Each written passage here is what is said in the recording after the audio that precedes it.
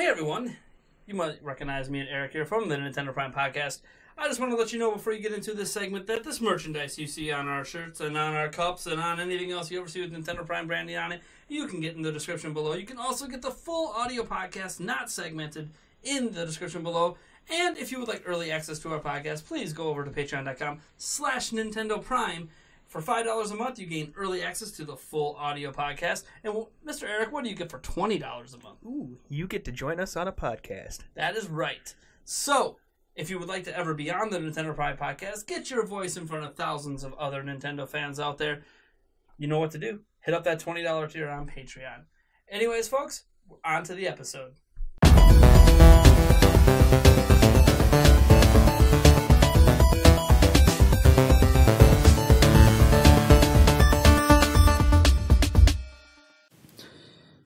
Hey everyone, welcome back to episode 44. I should say the first time ever, episode 44. Yeah. Of the Nintendo Prime Podcast.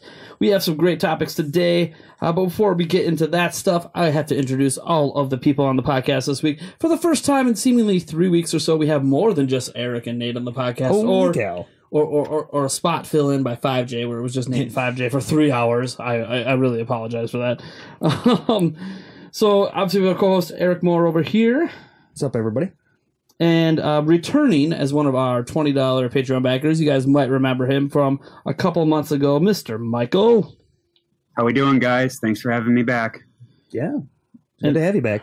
Nice. We also have, first-time appearance, I believe, on our podcast, another $20 Patreon backer, Mr. Two Holmes. Hey, gang. All right, so obviously you guys heard me say those are $20 backers. That means it's a good time to bring over our Patreon. If you would like to be featured on one of our podcast episodes for one episode per month, all you have to do is go to patreon.com/Nintendo Prime, become a $20 backer. We have limited $20 backer spots, only 10 of them, and that allows you to be invited to one podcast a month. I will try to adjust things to make it work so you can make it, but obviously scheduling don't always work. We record on Thursday nights typically. We can shift it around depending on our schedules, but because we know there's a person who couldn't make it on this week because he actually works Monday through Friday every single night, and weekends don't work for me. So yeah, he's crazy. Not only is he backing for $20, he has signed up for 2 Thursdays off in January. Yeah. So he could be on 2 podcasts in January to make up for not being on one this month. I'm like, dude, so you're giving $20 and you're taking just 2 random days off work making no money? Why? Yeah. Why? Well, it might be PTO. I'm not worth it, man. Why? Yeah. It's not PTO where he's at. No? Oh, all right. No. But whatever. He obviously loves it here, so I can't wait to get him on for his first time as well, and second time in January. Yeah. So I'm going to do something a little new at the beginning of this podcast. Normally we go topic and then we get to a next topic and next topic. Instead, I'm going to let you guys know everything we're going to be talking about, because starting this week now on our audio version, whether it's on Podbean, don't know if it translates over to iTunes. I hope it does, because we don't actually individually put episodes up on iTunes. They come from Podbean. Also in the description of the video version on YouTube, and also our early access version on Patreon for $5 a month. In the comment section, or the description of that as well, we are going to have timestamps for each of these topics. So if there's a topic that we're about to talk about that you don't really give a crap about, you can just skip past it and go right to the timestamp of the topic you would like us to talk about. But for us to do that, I want to let you know what we're talking about in the first place. And if none of these topics interest you, I guess this is not the podcast for you. Uh-huh. So the first topic we're going to end up talking about has to do with the Virtual Console and its potential on Switch and how it can be delivered, and what all of our various opinions are on how Nintendo should tackle that, or if they should tackle that at all. Our second topic is going to be about what is a good game ported to Switch, what's a bad game ported to Switch, and what are the differences, and what do we think makes for a good port.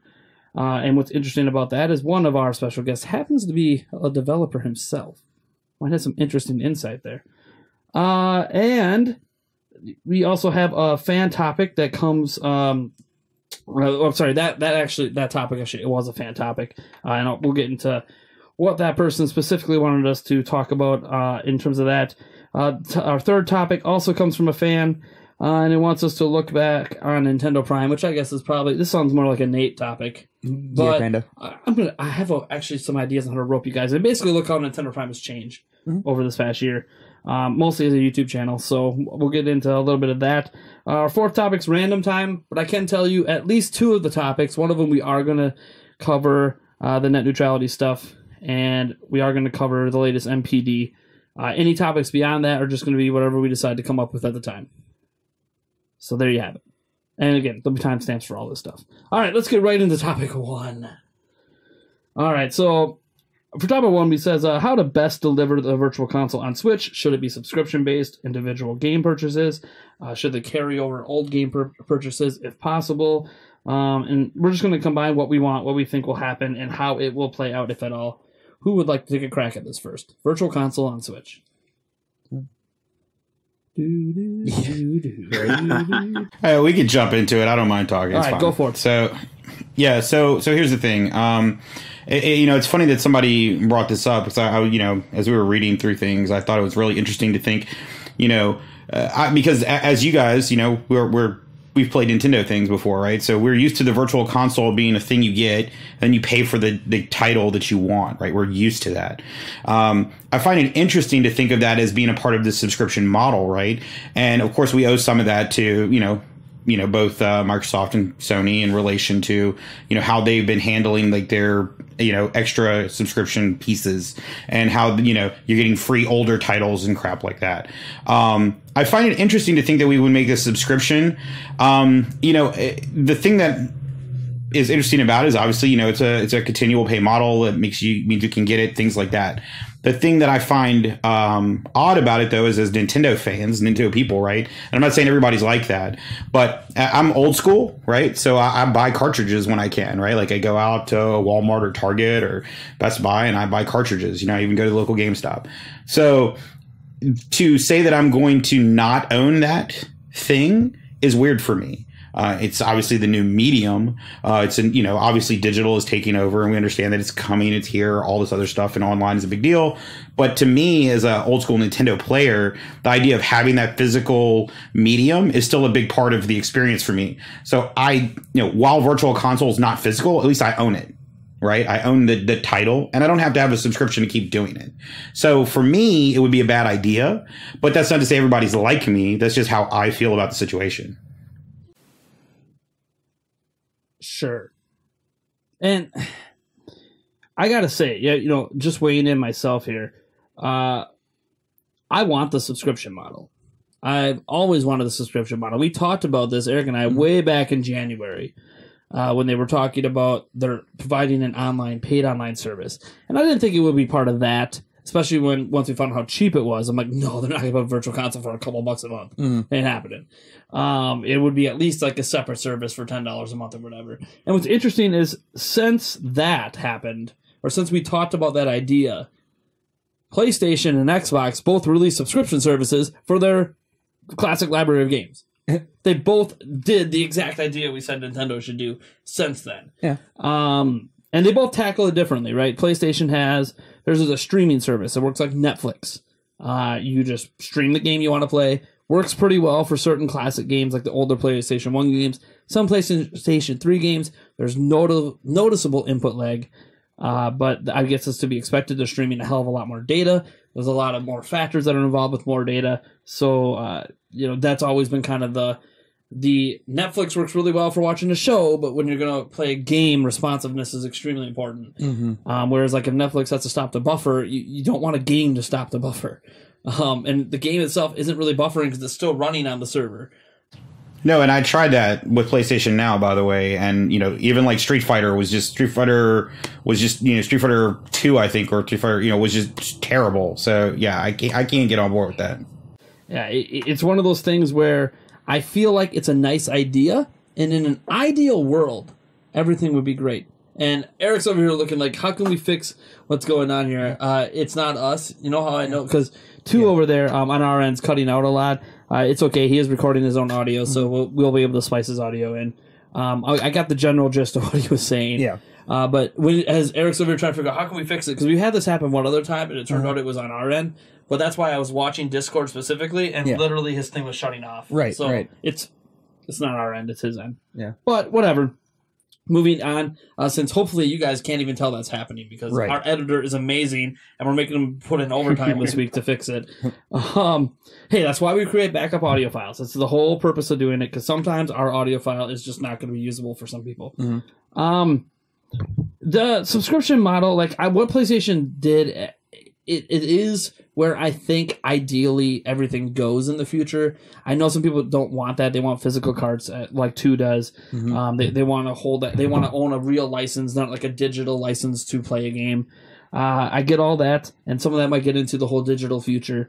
And until the whole world is basically on free fiber internet, it's realistically not viable for the whole world. But it's interesting how they do it, and the Xbox, Microsoft over there, they approach it differently. You subscribe to their service, you download the games, and then you play them. And all they do is they have a thing that checks like once a month to see if your subscription is active. And if it's active, you can still play that game. If it's not active, then like a token activates and you can't play that game until you reactivate. And that's an interesting model that they do, because if Nintendo did it, that's almost the way I prefer they would do it. Make it so you download the games. And because some people stress, well, how could they have a subscription service on a thing that's portable and you're not connected to the internet all the time? Because you don't need to be connected to the internet all the time. You just need it confirmed that your account is active once per month. And then if it reaches a 30-day mark, say they gave you a 10-day grace period to connect to the internet, after that, it'll just have a pop-up that says, hey, you need to connect to a Wi-Fi connection quick to confirm your account is active. Right. It's not really that hard of a thing to do. We've seen games do this already that have like strict DRM and stuff like that. And I'm not saying that we should have super strict DRM, but this is like a bare bones basic level. Like, hey, we're just making sure your subscription service is active. And sure, hackers galore will probably eventually get to it and disable the token and whatever. But you can't base your service around hackers. Reality is that a majority of consumers that would be interested in this would pay the fee every month and just forget about it anyways. Right. So that's kind of the way I want it to go. And I guess the primary reason is I don't think there's an easy way for them to transfer your old purchases this time. There was not an easy way to transfer the ones from Wii to Wii U. In fact, they basically just ran the Wii inside of the Wii U to make you able to transfer that stuff, and that was not a very good way of handling it. And there's no way in heck those Wii purchases are going to be able to transfer all the way up to Switch. The only way a way I could think of to counteract that would be if you could, you have your Nintendo account and stuff like that. Nintendo account didn't exist back then. That's the problem. That's true. That's the problem. Is that like for most of the Wii U's life and the entirety of the Wii's life, there was no such thing as a Nintendo account. There was no universal account system to track your purchases. Right. So I guess there was like there was a network IDs and stuff, but even that gets fuzzy. And even though you can connect everything together to your Nintendo account now, it's not clean. Right. It's very much we're just plugging it in to prove like, oh, you did have an account then, but. And I think that's. I mean, if they are going to bring all the old games over, well, and I'm not saying that they have to. It'd be more of a if they give you credit, if you could you prove that you bought this, they'd give you some sort of credit to use towards the. Nintendo's more likely to just release the same old virtual console they've always had, just charge you for the game the 5th time. Yeah, right. Because that's what they do, and that's why I want the subscription service. Because look, I understand that there's a whole bunch of virtual console purchases that myself and several other people would be upset that we can't just bring over because we already bought the game. But imagine if day one, right, virtual console comes out and it has all of the virtual console games they've ever released before. Whether it was on 3DS, Wii U, DS, or Wii. All the virtual console games they've ever released are available day one, and all you gotta do is pay $10 to play any of them. So not only do you have access to all of the games you've already purchased, you also gain access to a crap load of games you might not have purchased. In addition, they say, look, in month 2 of the service, we're going to start bringing out GameCube games. We're going to start, we now know that they're doing these Wii games in HD for the X1 on, which is the back end of the Switch is using a Tegra X1, but they're doing it for the, drawing a blank now. The NVIDIA Shield TV. The Shield. Yeah. Yeah, the Yeah, shield. they're doing that in China. So Wii HD games are going to exist. They can start adding Wii HD games down the line to this service to really enhance it. Be like, oh, look, not only can you get a classic game, you can get it in HD. Which you would think Nintendo would want to resell it, but hey, they're putting it on like a virtual platform over there, so why not do that here? There's a lot of ways I feel like the subscription model is actually, because you can have the games locally, you can still get all the games that you previously owned, and you getting access to a much larger library for a fee every month. Now, some people say, I don't want to pay a fee every month.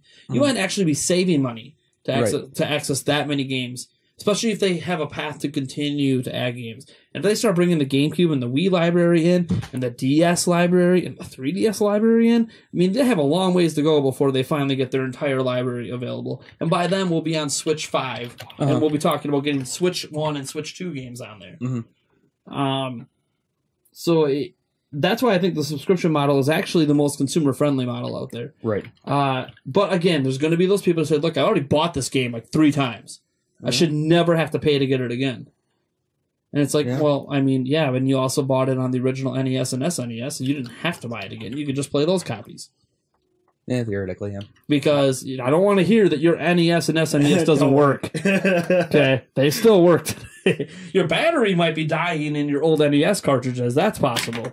If you have one of the games that saves, let's be honest, most of the NES games didn't have the save feature. They gave you codes. Mm-hmm. So, yeah, codes. Yeah, the code.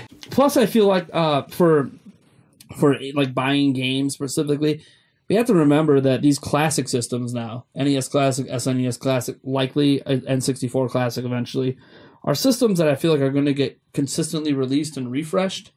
And I feel like that's how they're going to sell you games. Like, look, if you don't want a subscription service, just buy these things. Right. And they hopefully have the games you want on it. If they don't, whatever, we'll release an NES Classic 2 at some point. Right, exactly. With different games, yeah. Different games. And what they could do then is like some regions have multiple different models. So like they could just release a different generation of the NES or the SNES. Or like, oh, they have the Famicom version in Japan only, but then they bring like Famicom American Edition for the Classic 2 or whatever.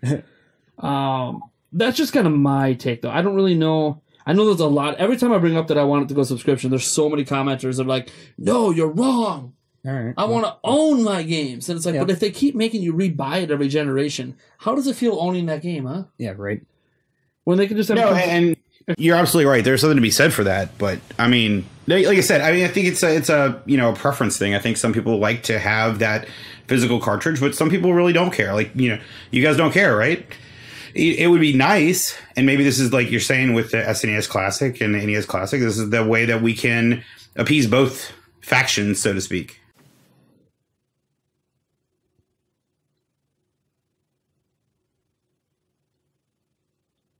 Yeah, I don't know. Michael, what do you have anything to say on this? I do actually, but you guys kind of said the bulk of it. Well, that's okay. It's hard to follow that up on it. But I'm good with pretty much any style of virtual console. I'm good with subs. I'm good with individual purchases that and/or carry over from my previous purchases. But if it is a sub, I want like a variety of games. I don't want how I thought I read a few months ago that it was just 10 games out in like a month and then they switch them around. For me, that really doesn't cut it. What you brought up where like day one they have like 1,000 games on there that are streamable on the virtual console for the sub, I think would be an epic idea to have. And they could even switch it around like every 6 months, filter out just a few games or things like that. But if you had the individual purchases still like we had on the Wii U, I'd want some of them, or maybe like we brought up where it was a code or some sort of discount or something to try to get those purchases back into the Switch, because everything I'm a person who loves the tangible cartridge too. I grew up with those, but the fact is that the Switch is out now and I want everything on my Switch. I don't even want to pick up my 3DS, even though there's so many games on there, so many games that are still coming out, RPGs, all sorts of things that excite me that are on the 3DS, but I'd rather play it on the Switch. And so if I could take those with me anywhere I go, especially if it is that streamable service, that would be a win-win for me. Yeah, like right now I'm even holding up, a couple of my physical carts I have for Switch. Like I like physical. I've always been a physical guy. And the way the Switch is designed, you kind of have to be physical, even though some people really want to be just digital. But then you have to own like several SD cards, which isn't necessarily a problem. I own 2 micro SD cards. I plan to consolidate it a bit with a 200 or 400 gig one here eventually.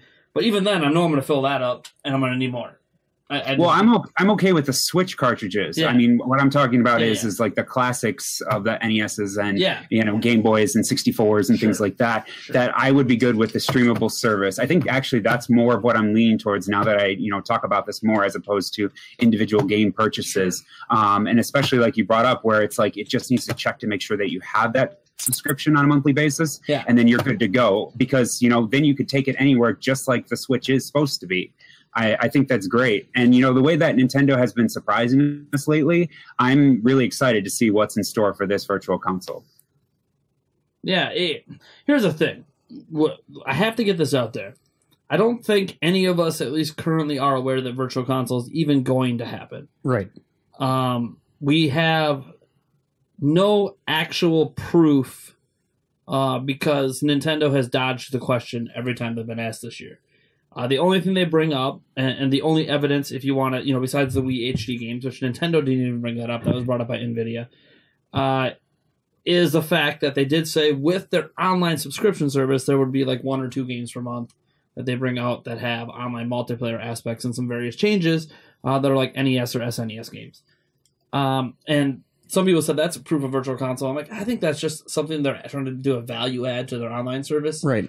Just like... even in addition to these services that PlayStation and Xbox have, there's still like games of gold, where with an Xbox Live subscription, you also get free games every month. Mm-hmm. And I feel like that's what Nintendo's doing, and they realize that, hey, look, this might conflict with a Virtual Console, because these games could be available on that as well. Like, oh, yeah, the original Mario Bros. Is going to be available on Virtual Console, but if you also have the online service, you're going to get online multiplayer and leaderboards and all these things that don't exist in the Virtual Console version. Mm-hmm. So I feel like that's one thing. It's interesting though, just because, like I said, we don't know the Virtual Console's coming. It has to. There's no way. Heck, the competitors right now are doing something that Nintendo started better than Nintendo is. And Nintendo, in the past, when that has happened, they just run for the hills and don't do it anymore. Mm-hmm. That's what led to the Wii, and ultimately that ended up being a brilliant decision for them. It's kind of what led to the Switch. Mm-hmm. And ultimately ended up being a good decision for them. Nintendo, whenever someone starts doing what they were doing, but they do it better, Nintendo kind of sort of tucks their tail and runs. Mm-hmm. And at least that's the way it's been for like 15 years. That's not the way it's always been. Whenever Nintendo has faced stiff competition, like in the early 90s and stuff, they just fired back. Mm-hmm. And I think all of us are kind of hoping here that with Virtual Console, they set the standard for it. The standard has now been exceeded by their competition. So now what's the new standard going to be? Yep. And right now there is a standard out there. Is Nintendo going to meet it? Because Nintendo, had online, had rudimentary online even back on the GameCube and stuff, just like PlayStation 2 had. Then Xbox got out ahead of everything. Mm-hmm. And Nintendo's like, nope, we ain't doing that. Yeah, right. So again, it's just, I hope that Nintendo is being like, look, this is our stuff. We're not. My greatest fear is essentially that they're not going to do Virtual Console at all, and Virtual Console to them is their classic systems, right? And that's it. And they relegate everything to the NES, SNES, and then 64 Classic, and that's it. And because those are selling like gangbusters, they might view it as, well, yeah, that is the best way to deliver our classic library. Look how well these things are selling. I think that's only acceptable, in my opinion, if the classic lineup is available for upgrades, changes. You can add more stuff to it. I mean, who wants to go out and buy a new classic every year because they add another X number of games to it? Apparently millions of people. I think they'll do it once. I get the classic lineup, but I'm not going to go buy like the SNES Classic 2 and the SNES Classic 3. I'm not going to do that. I mean, you say that now, and then the SNES Classic 2 gets announced, and it has 21 of your other favorite games on SNES. Nah, I'm not going to do it. I mean, maybe people will. I'm cool if they do. I mean, I'm not. last person telling anybody how to spend their money. But I'm not going to do it. Like, I'm telling you that, yes, the retro factor of the classic lineup was great, and I love having it. And, you know, anybody who doesn't have one, if you can get it, no question. But if you tell me that I need to have a second one and a third one, because, you know, the NES library is huge, even just the Nintendo side of it, forget all the third parties and all that other stuff. The Nintendo side of the NES library was massive. So to tell me that to get all of these other things, I need to go buy a second and a third one, and that's too much. And I think that's why I think the virtual console is almost, I don't want to use the term necessity, but it really is needed as opposed to just following the classic lineup, because you can't just add stuff to the classics. No, I agree with you. I think as I said, my fear is that that's what Nintendo is thinking, because Nintendo can make some really baffling decisions sometimes. It's at the point too where at what point in time does the novelty of it wear off? I don't know if it wears off as long as people can't readily go into stores and pick one up. I mean, maybe not, but I mean, like, you know, as you just mentioned this, right? Like, other people are doing it better than Nintendo at certain times, right? Talking about bringing the old games. What happens when somebody releases a PlayStation Classic or a Xbox Classic or something like that? You know, not that they will, but change gears and find something else to do that no one's done very well. They will, but I'm saying, like, that's the thing, right? The Classic Systems isn't new, right? I mean, just go to your local Walmart right now. You're going to find some Ataris. You're going to find some Genesis. And by the way, all of those Genesis ones are really bad. Like, hasn't been a good one made yet. The emulation is just terrible. I don't know why, because there are good emulators for Genesis games, but for some reason they can't get licenses or something to put them on a platform. I don't get it. But Nintendo isn't the first company to do it, but they were, I think, the first company to have enough big games to hit this critical mass of popularity. Mm-hmm. And yeah, I mean, it's obvious to me that I think Sony's eventually going to do it. There's eventually going to be an Xbox Classic, or, you know, whatever they decide to call it. And I don't know if Nintendo's going to run for the hills then, if theirs is still the top dog, because again, Nintendo kind of opened the door to them dominating the virtual console stuff, not because Nintendo didn't have a virtual console, because they had the Wii U virtual console, but because the platform tanked. Well, the 3DS had a virtual console too, and I bought tons of games on that, by the way. So, you know, yeah. So it's just an interesting thing to me when you think about, will there be a virtual console, or are they just going to stick with the route they currently dominate? Do they want to copy their competitors? Because Nintendo has shown a big lack of willingness to copy the competitors in anything. So much so they won't even give us local voice chat. Like, this is Nintendo. Road, please. Anything the competitors do, they don't want to do unless it's a failed idea. Vita didn't work out so well, so we're going to give you the Switch. Switch is like the full realization of what Sony kind of sort of said the Vita was going to be. So it's it's just very interesting to me. Nintendo does what everyone else fails at and does it better. And right now, delivery wise, like, if they don't go subscription based, it's because that's what everyone else is doing. Mm-hmm. So they're going to be like, well, we can't stream games because Sony's doing it. We can't offer the downloads because Xbox is doing it. So we're not going to have subscriptions. We're just going to have our online service that gives you 2 games that rotate every month, and that's going to be our virtual console. Well, you know, you actually brought up by mentioning what you did, it was perfect, actually, because, you know, think about the streaming aspect of it, and think about the Switch as a portable console, you know, something you pick up and take with you.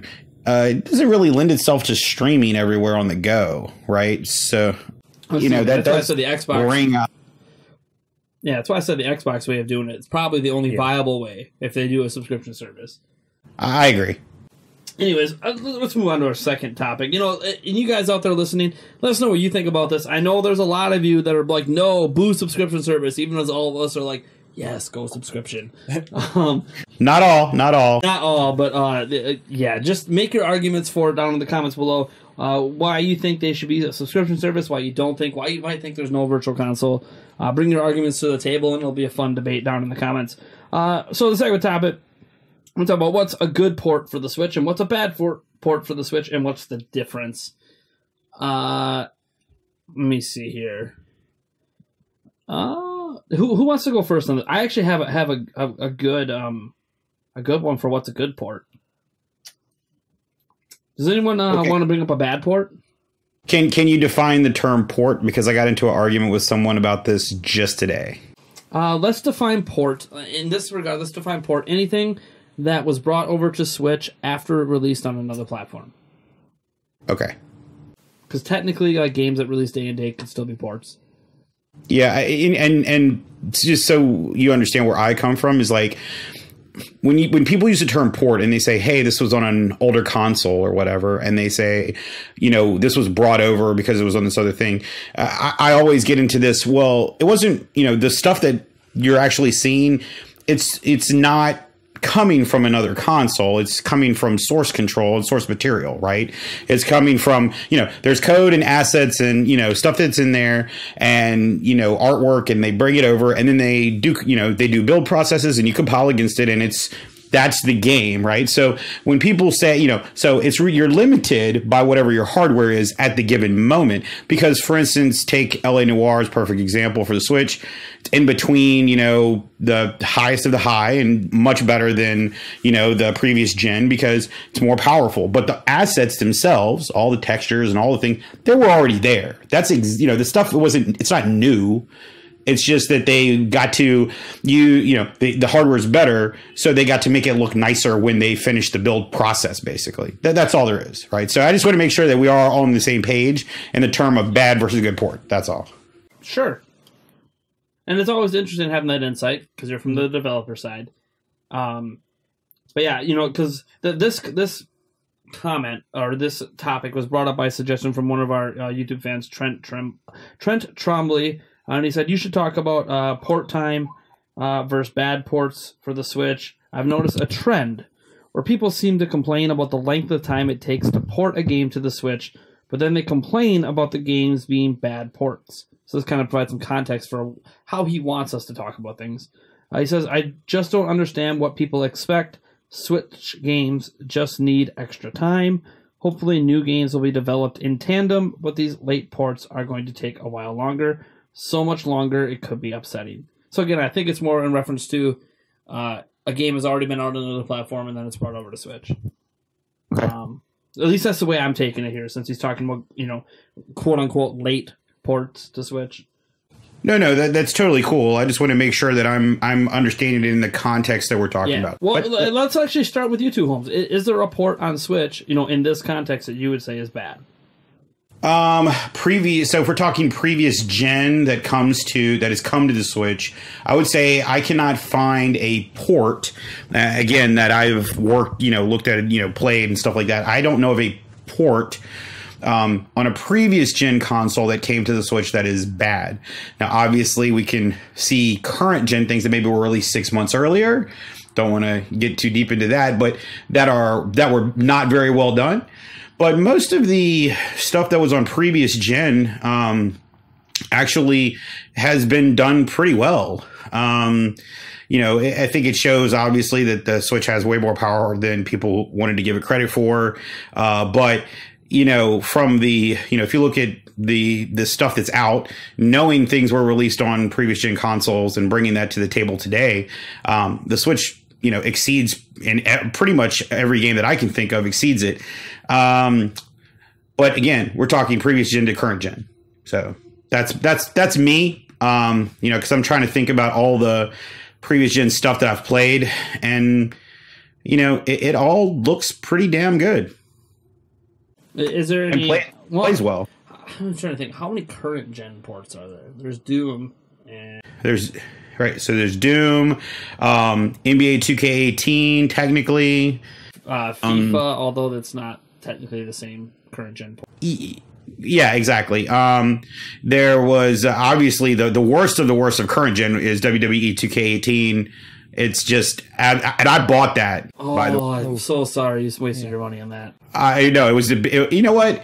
It's one of these things where you buy something, you have a lot of high hopes, and then you're met with drastic disappointment, and you remember that the next time somebody tells you to go buy something. So yeah. Well, I hope I hope WWE 2K18 is almost like an NBA 2K18 situation. Now, to be fair, NBA 2K18 was in a lot better shape at launch than WWE 2K18 is, Switch specifically, because of the performance issues that are just inexcusable. At least in my mind, inexcusable, because it feels like this is where I kind of get into dangerous territory calling it a rushed port. But it feels like it could have used more time. The Switch port could have used more time in the oven. I think it's perfectly fair to say the term rushed in this situation, actually. Well, yeah, it's just, I hate bringing up rushed ports because then, you start getting into, was it really rushed or what? I mean, the thing is, the fact that it had a release day and date, I think, is what did it in. Because if you look at the performance on other consoles, then you look at it on Switch, and Switch is that much worse. It's one of those, it had to have been a later decision to come to Switch that didn't get proper time and was rushed to meet day and date, hoping to take advantage of sales, kind of like maybe NBA 2K18 did when it was a digital-only day and date. But at least when NBA 2K18 came out, it ran okay. It had issues. It had its issues, but the issues didn't permeate throughout the entirety of the game. Like my career mode, the desyncing of the audio, some frame rate issues, in the cutscenes on NBA 2K18 were obviously an issue on Switch at launch.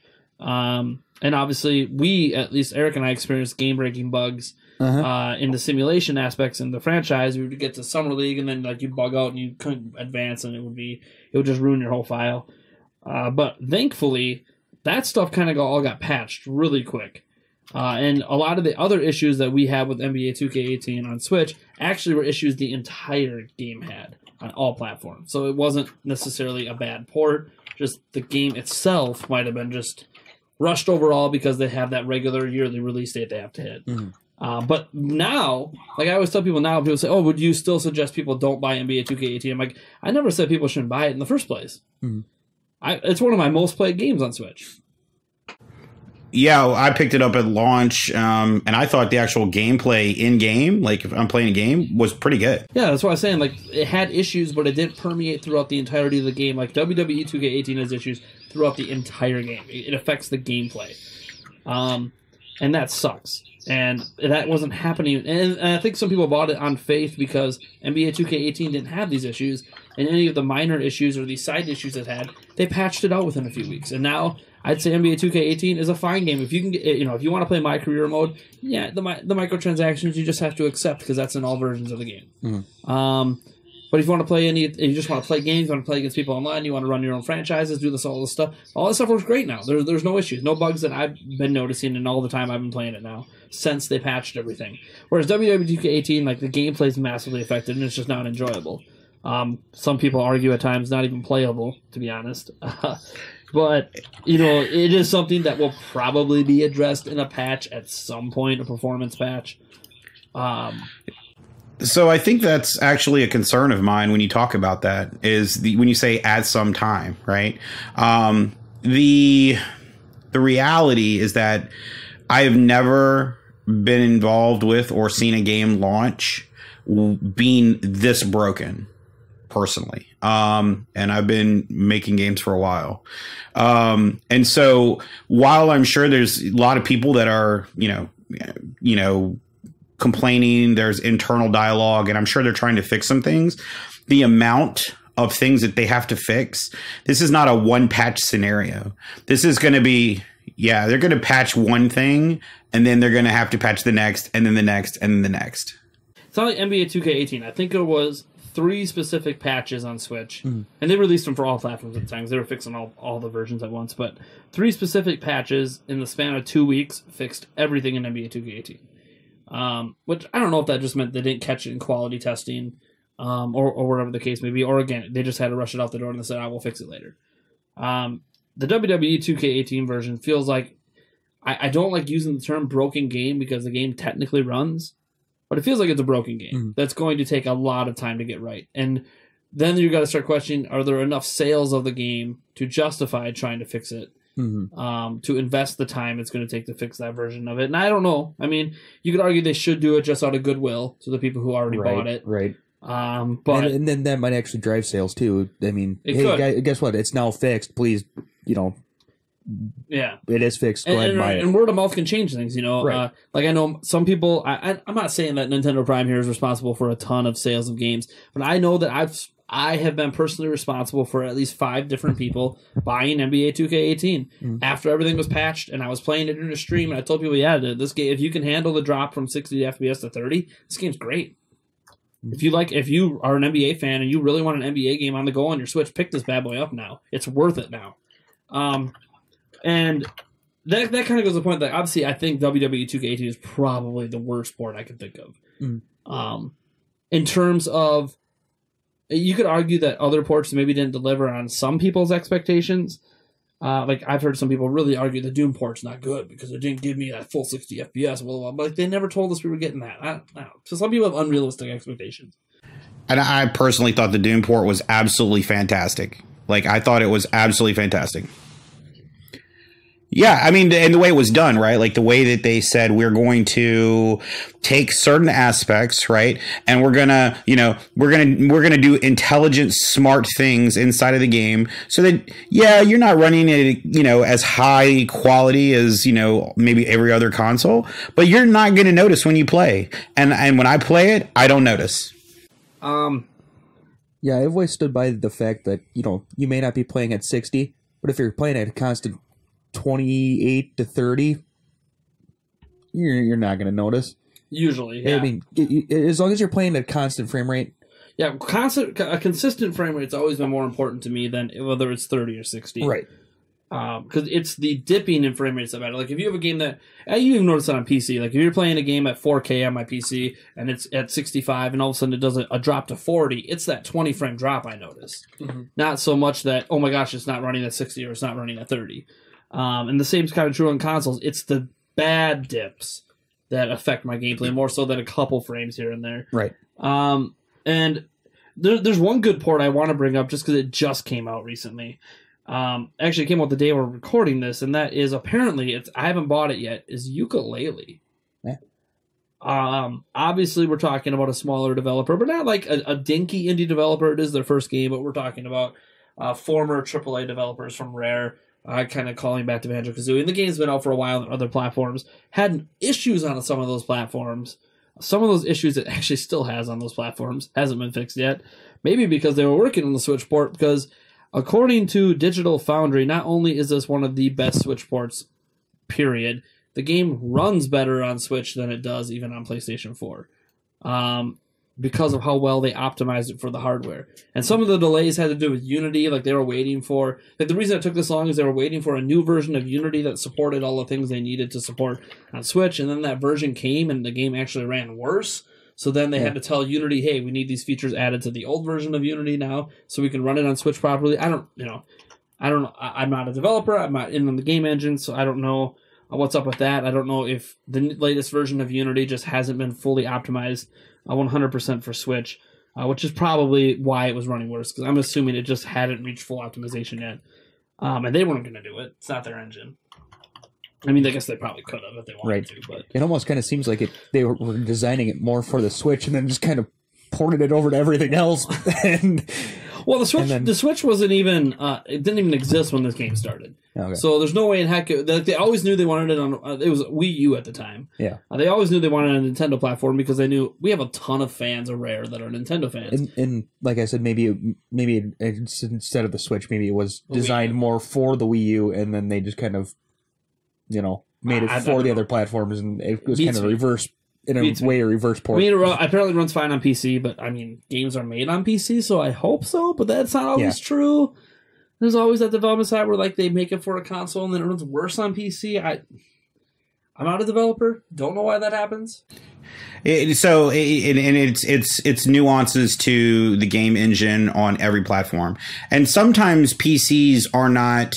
While they're way more powerful, they're not as efficient all of the time. So like we got, and so like there are things, and I can tell you things about like, if you, let's say like you were Naughty Dog, for instance, and you were doing something for the PS3 back in the day, right?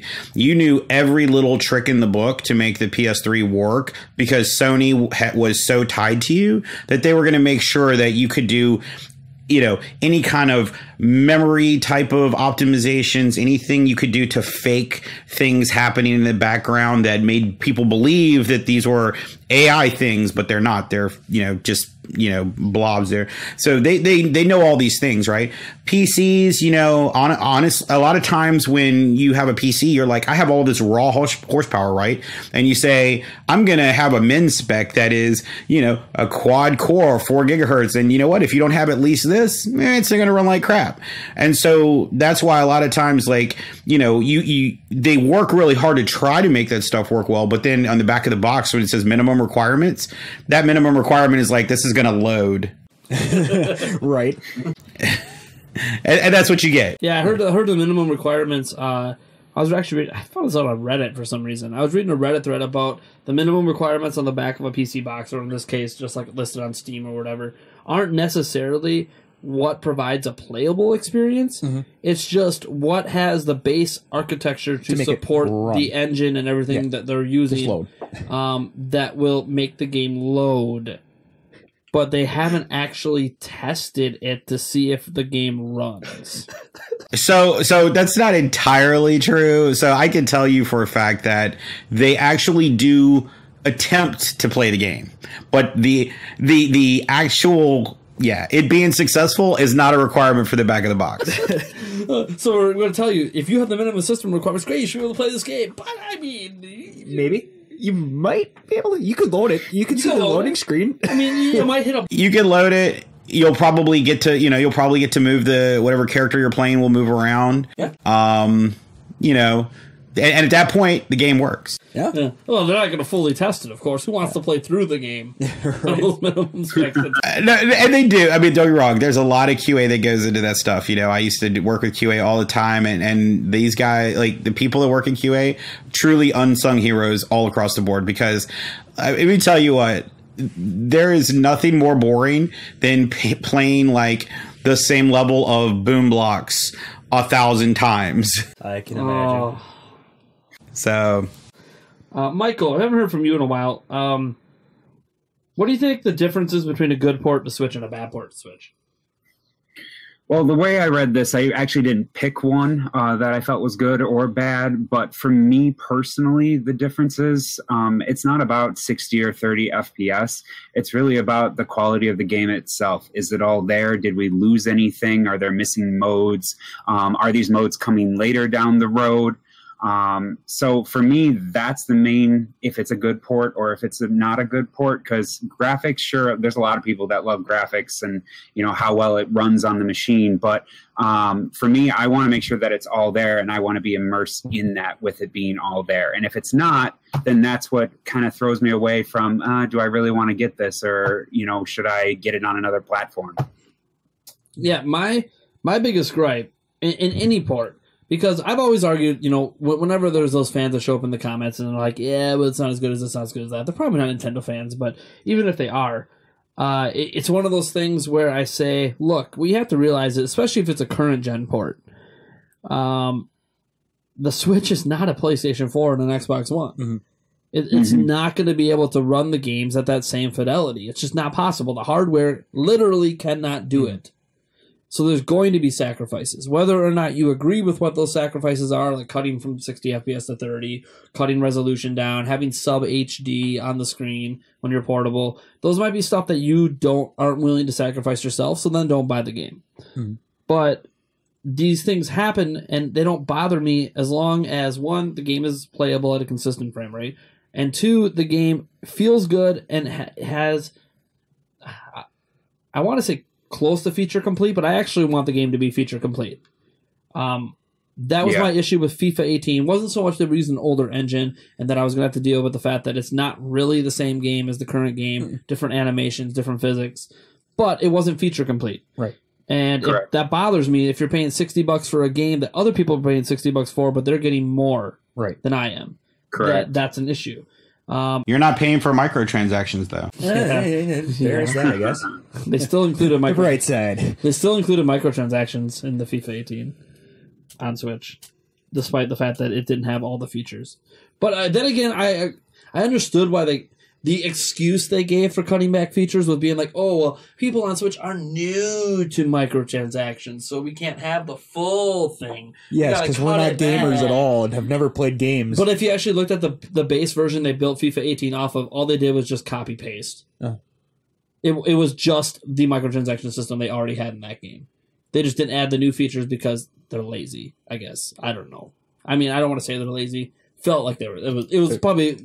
I think the FIFA 18 thing on Switch was like the laziest port. It wasn't current gen. It really wasn't last gen. It was like 3 generations ago. Right. I so from my understanding, and I never really worked with that team, but I feel like they did use like the previous, what they used to call the EA Ignite engine. So they used the previous engine for that. So obviously it wasn't running on Frostbite or whatever. But I agree with you guys. And I think, Mike, I think you have a absolutely 100% accurate, point in saying that, like, I can handle, as you guys saying, you can handle the down res, you can handle all this stuff, but you can't handle the fact that I paid premium price for half a game. And I agree. I get that. Yeah. And I mean, I'm all about feature complete. As long as it runs well and it's feature complete, I could pretty much accept any port to Switch. Just so it turns out that, Yooka-Laylee ended up being almost a better overall experience, even though it had certain, obviously, visual effects and things cut back, which maybe they should have cut back in the other versions to make them run better. I don't know. Because obviously I'm not a developer. I don't know the ins and outs and why they had some performance hiccups. But what I do know is that feature completeness is important to me. And people always bring this up because I always praise Doom. I think Doom is fantastic. Doom is technically missing a feature. Doesn't have the level editor. And that's a big deal for some people. And I always, the level editor wasn't that popular in the original release last year. But yet, it still should be something I'm upset about because it is a missing feature from the game. That's just missing for really no explainable reason other than they just they didn't think it was worth putting the effort in, I guess. To make it work because it wasn't popular in the first place, so why worry about it? So I didn't play the original. Was the level editor, was it something where you can build a level and then share it with other people? I'm not 100% sure. I didn't own the original. I just know that people have said that it's missing the feature. And I looked back, and it is in the original game, but again, I don't know much about it. So again, I guess, I think when people bring that up, they're just trying to bring up something to complain about. I mean, like I said, I could see it if it was I could see it being missing or not being there if it was something where I make a level and then I give it to other people because the Switch's online component is not really there yet. So I'm not really giving it to anyone. Well, I think I think the number one, forgetting if a game's a good port or a bad port, which I guess was the point of this topic. Right. The one thing I do want to mention, because we briefly brought up the pricing, paying $60 for the same game and getting less features. One issue some people have are that, say Doom, just as an example, because we talked about it's fantastic port, blah, blah, blah.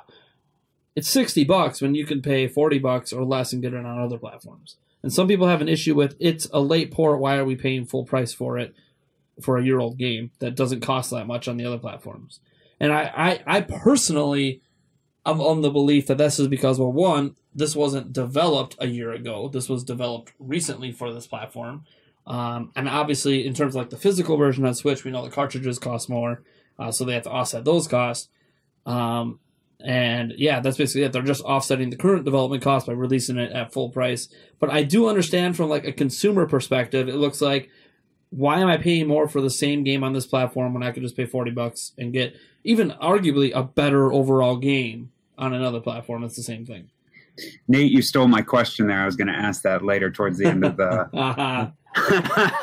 Yeah, with all those games, especially during Black Friday, that were down to $15-19 each, that were on PS4 that are now coming out the Switch, that was going to be my question to you, is what was your thoughts on that? And would you go for those for the better quality of the game, presumably on the PS4 or Xbox One X, or so? Well, Eric, what do you think about that? About the games that are cheaper on other platforms costing more on Switch? I mean, I get it, both sides. Again, like you were saying, the developers are trying to offset their costs of, it depends on, I guess, when they started developing it and whatnot. They're trying to offset their costs But at the same point in time, again, as a consumer, you're going, why am I paying this when I can buy it here? Well, because consumers ultimately don't care that this game was just developed in the last 6 months. For this platform. Exactly. They think, in a way, consumers are kind of dumb. Well, they also are entitled. Right. Very entitled. I mean, I'm sorry if you're listening to this and you're just like, oh my God, why are you making fun of me? I'm a consumer too. Yeah. I'm entitled. I think I deserve certain things. Right. No, for sure. For no other reason than I pay for it, so give me it. Yeah. Sure, but developers think they're entitled too, right? Because they make the content. They'll be like, well, it's my time, it's my money, we made it. You get what we give you, and you be happy with it because we don't have to give it to you. Right. Well, and I mean, it's like this symbiotic relationship, right? Like, we need each other. It's a constant back and forth. Like we need them because we want their games, and they need us because they need our money. Right. It's a vicious cycle. Yeah. And that's the thing. Like when people get on me for not staunchly being against this or staunchly being against that when it comes to pricing, it's because I try to be an educated consumer. I don't expect any of you guys listening or watching this podcast to be an educated consumer because it involves going above and beyond typical consumer behavior. As a consumer, you should just buy the products you want to buy, enjoy them. If you have an issue with them, voice your opinions, talk about the stuff on the internet, be passionate, but you don't need to necessarily be educated on why things cost what they do because the only impact you should care about is how much money are you budgeting to gaming and are you getting what you feel is a fair value for your money. Right. And you should absolutely voice your opinion on that. I don't expect you to understand the other side of the coin because you really have no reason to need to. But it is one of those things where I'm a little different because I'm not your average consumer, right? I'm a YouTuber. I got a website, I have social media channels. I'm a public persona. And I try... I mean, it's not like I'm trying to suck up to developers and not throw them under the bus. You guys know several games and specific companies I have thrown under the bus several times over. But it's one of those things where I do try to understand the process of development because, well, I don't really make games. I have developed programs before. Right, I have exactly. built, even though this is a way smaller scale, HTML and CSS is a joke compared to most programming, but I've built websites and I understand the time that goes into it, the issues that can crop up that maybe you didn't expect, or testing environments you didn't test things in, and, the compensation for all of that. And I understand that this is a game, like in Doom that was made recently for the platform, and that if they charge the same cost as the other version that's been done forever and they're not even working on it anymore and cost them nothing now because the development's been done on it forever. They're done patching it. They're done making content and DLC for it. They're done. Now it's just gravy at this point. They already sold whatever many copies they needed to get their development costs back, so it's just gravy. They want, they don't know how many copies they're going to sell on Switch, so sell it at the price of a new game because it was just developed, and I understand that. And I also understand there's some people that will also say, well, it's kind of like you're getting two versions of the game because you got the home importable. Yeah. I think that's a really weak argument. I hate when people say that. I'm like, that's the platform. Yeah. Well, you have two Switches because it's home importable? Yeah. Yeah, well, I mean, portability is a big deal, but you also have to remember, right? The team that made Doom, they're not working on this. They didn't work on the Switch version. Oh, yeah, it's panic button. Right. But that's what I'm saying. They had to pay that company, right? So, more than anything, they're saying, hey, look, we've got this company that we're giving money to release a game on the Switch, and we need to pay them. And of course, we want to make a little profit ourselves, right? And ultimately, that's where this, sure, it could be $40 or on some other platform, but you factor in probably whatever Nintendo costs, and it's probably like $8. Usually, it's 8 to 10, and that's for the cartridge plus the you're on the name, like the label, like if you buy from the eShop or whatever, they charge the same amount. And then paying people and, trying to get a little off the top to, say, hey, look, this was worth it. We're going to do this again. And next time we'll do it ourselves. What are their sales expectations? If they sell it at 40, they need to sell more copies to hit the margins they want. If they sell it at 60, they can expect to sell less copies, but they might hit their margins faster. I mean, it's always, the great economic debate. Do you sell one product for as low a price as possible and hope to sell a ton of it? That was kind of like Walmart's approach to things. And then they eventually evolved their approach to trick you into buying the more expensive stuff. But again, that's more consumer stuff you can look into if you care to. Learn how retailers actually trick you into spending more money on items than you could actually buy online or at other retailers by offering you a product that's in front of it that's actually the cheapest price it could be, but that's probably not the one you're going to buy. It's a psychological thing they do with you. Yeah, and to what you said, I would actually be shocked if the sales were not higher than they expected originally, because, you know, when Doom on the Switch hit, it was kind of like, did we really want, you know, how's it going to be? Is it going to be any good? And then once the word, like, you know, people like you and other YouTubers got out there and started talking about how this port was good, people went out and bought it. I mean, I didn't buy it until then. Yeah, like I think the sales are probably decent for Doom. Obviously, I don't think we've heard any numbers yet, even though the MPD just came out. We only ever really hear about the top 10 in the MPD. We don't really get to hear about the entire game industry with the sales. So I'm really interested in how that performed, how like LA Noire and some other third parties performed. But yeah, you know, Michael wanted me to talk about that price thing. It's just it's an interesting thing to think about. The differences between what consumers' expectation for prices are and what the reality of what the developers are thinking. And that's why I don't really have a staunch opinion. Like, on one hand, I feel this is one thing I will say. I understand why a game might come out at $60, which is standard pricing, when the game was recently developed for the platform and was a $60 game a year ago. I get that. But what I don't get, and I throw completely on Nintendo, and I've done this in the past because I think Nintendo needs to do this for the sake of consumers and building goodwill with third-party companies, is there are games that have what we call the Switch tax. And the Switch tax isn't about Nintendo charging a higher premium like on the eShop than other companies. Apparently what they charge per game sold on the eShop is pretty similar to what PlayStation and Microsoft and even Steam charges. It's not so much that cut that's the issue. It's the physical cartridge where they get that cut plus the cost of the physical cartridge that they provide because it's a proprietary cartridge. And this is why we're seeing so many third-party games go with the smallest possible cartridge, because it's the cheapest one. So it increases their margins the most. And we're seeing a lot of companies, even with those cheapest ones, charging $10 more for the physical copy because of the cartridge. And I will say, when it comes to that, Nintendo needs to eat the cost right now until they can get the cost of those cartridges down. Because one, Nintendo can afford to eat the cost. Two, third-party companies are just now trying to come over to Switch. You should help them out with their pricing by saying, especially when you have a game like Rime come out, which again, I think Rime is another example of probably a bad port, just because of how it runs. I don't know if it needed more time in the oven. The thing is, like, it's an indie developer. It's a really, really tiny team. So it's, you know, I think they just gave up at one point. So this is the best we can do. Because I don't think that game even has any planned patches coming now. So it's kind of one of those, I don't know. They might have realized they bit off more than they could chew at the time with what they were doing. And to be fair, it does have some issues on other platforms too. It's a really ambitious game for an indie game. But you look at the cartridges and you see like Rime's charging $10 more for the physical version versus digital. Some people are saying, oh, that's a push to the digital revolution. I'm like, no, it's just because these cartridges are damn expensive. So Nintendo, and I've been criticizing Nintendo on this for a while, eat the cost. I know it sucks. I know it might be like $8 per game or whatever those cartridges cost. It doesn't matter. Eat it. Eat the cost. This is no different. Or if you're not going to eat that cost, cut out your cut of the game, so that they can get the game down to a price point that can match what Nintendo puts out.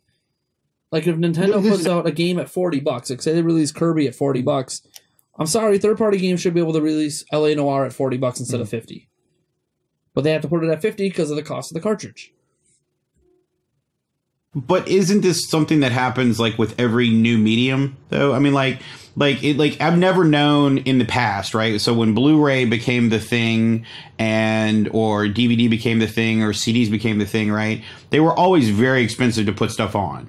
Like they were like, and throughout the history of games, I don't recall anyone ever eating that cost. I'm not saying it hadn't happened, but I don't recall it. No. Like when Blu-rays came around, pricing of games didn't change. Pricing of games stayed the same, even though the disc itself was a little bit more expensive. But we're talking about a difference between a DVD and a Blu-ray disc of like pennies. We're talking like a 10-cent difference in cost to produce. Versus a cartridge, when you go from costing 15 cents now or 20. I think it's like 15 cents now per Blu-ray disc. I think that's the manufacturing cost right now. I can't remember. The last time I checked it, it was in the 20 cent, but that was like 2 years ago, so I'm sure it's probably down to 15 by now. And you have that for the cost of a Blu-ray disc versus what's probably a $4 or $5 cost per cartridge, which is a massive leap. Over, like, we're talking about a monumental, like, these kind of leaps don't happen. It is large, but I mean, when Blu-rays first hit, like when the PS3 was first a thing, the cost of those Blu-rays was very, very high, because we had to spend tons of money on them. I thought it was a 7,000% increase, though. I have to go back and try to look at old stuff, but it was high though. The obvious counter argument: cartridges have been being used the whole time. Hello 3DS, hello DS. It's not like they went away, right? But those cartridges are also significantly smaller in size. Now we're talking about 8 gigs as the smallest size for Switch, when like the largest size on 3DS is like 300 megabytes. Well, and I think you make a valid point in this. Like, I mean, effectively, it's just Flash. So how much is like if I was to say I want 32 gigs of Flash, how much is that really? And I don't mean like what we pay for. I mean, what is the actual wholesale? Yeah, what's the manufacturing cost? What's the cost of Nintendo? Blah, blah, blah. Yeah, I don't know. I think it's just something that I know it's unprecedented, but the Switch is an unprecedented device. So I feel like for now, while they're still building new third-party relations, they should do something unprecedented and just eat that cost for now. I mean, they don't have to eat it forever.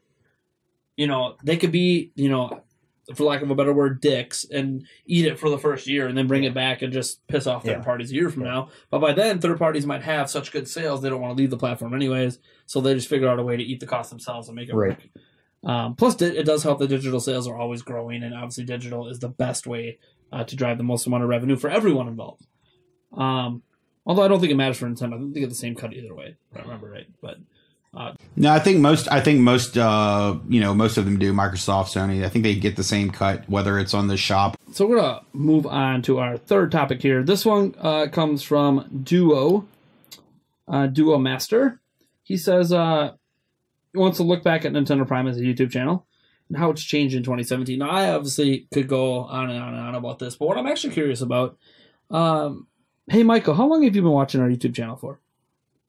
Oh, I would say since you fully took over. What how long ago that was? What was it? February? Okay. February, March. Yeah. Okay. So. Yeah, I think I changed the name of the channel in March because that was when I was informed that I would get the channel in my exit contract. But like I told you, I mean, I used to read your articles in when you were at Zelda Informer. Yeah, so, yeah. You're a long time. You're one of probably the few people we have that has been. I don't want to say following me since the beginning because I doubt you were following me 18 years ago. But one of the few that actually know me from the Zelda Informer days, at least. This is a question. I'm going to throw this at you because I have ideas on like what I have done and how the channel has evolved. But how have you seen it evolve since you started watching? Putting me on the spot here. I would say that especially once you got the Patreon going and you got over that $100 hurdle of that first tier, it has changed drastically from March till then to even now. In the topics that you talk about, the opinions that you give, how you really just say how you feel about the issue you're talking about or the subject you're talking about. And it's, I wouldn't say, I'd say it's like a passion of the topic in each video that you put out. I don't know if I'm making sense there, but you, how can I put this? You're gonna make me cry.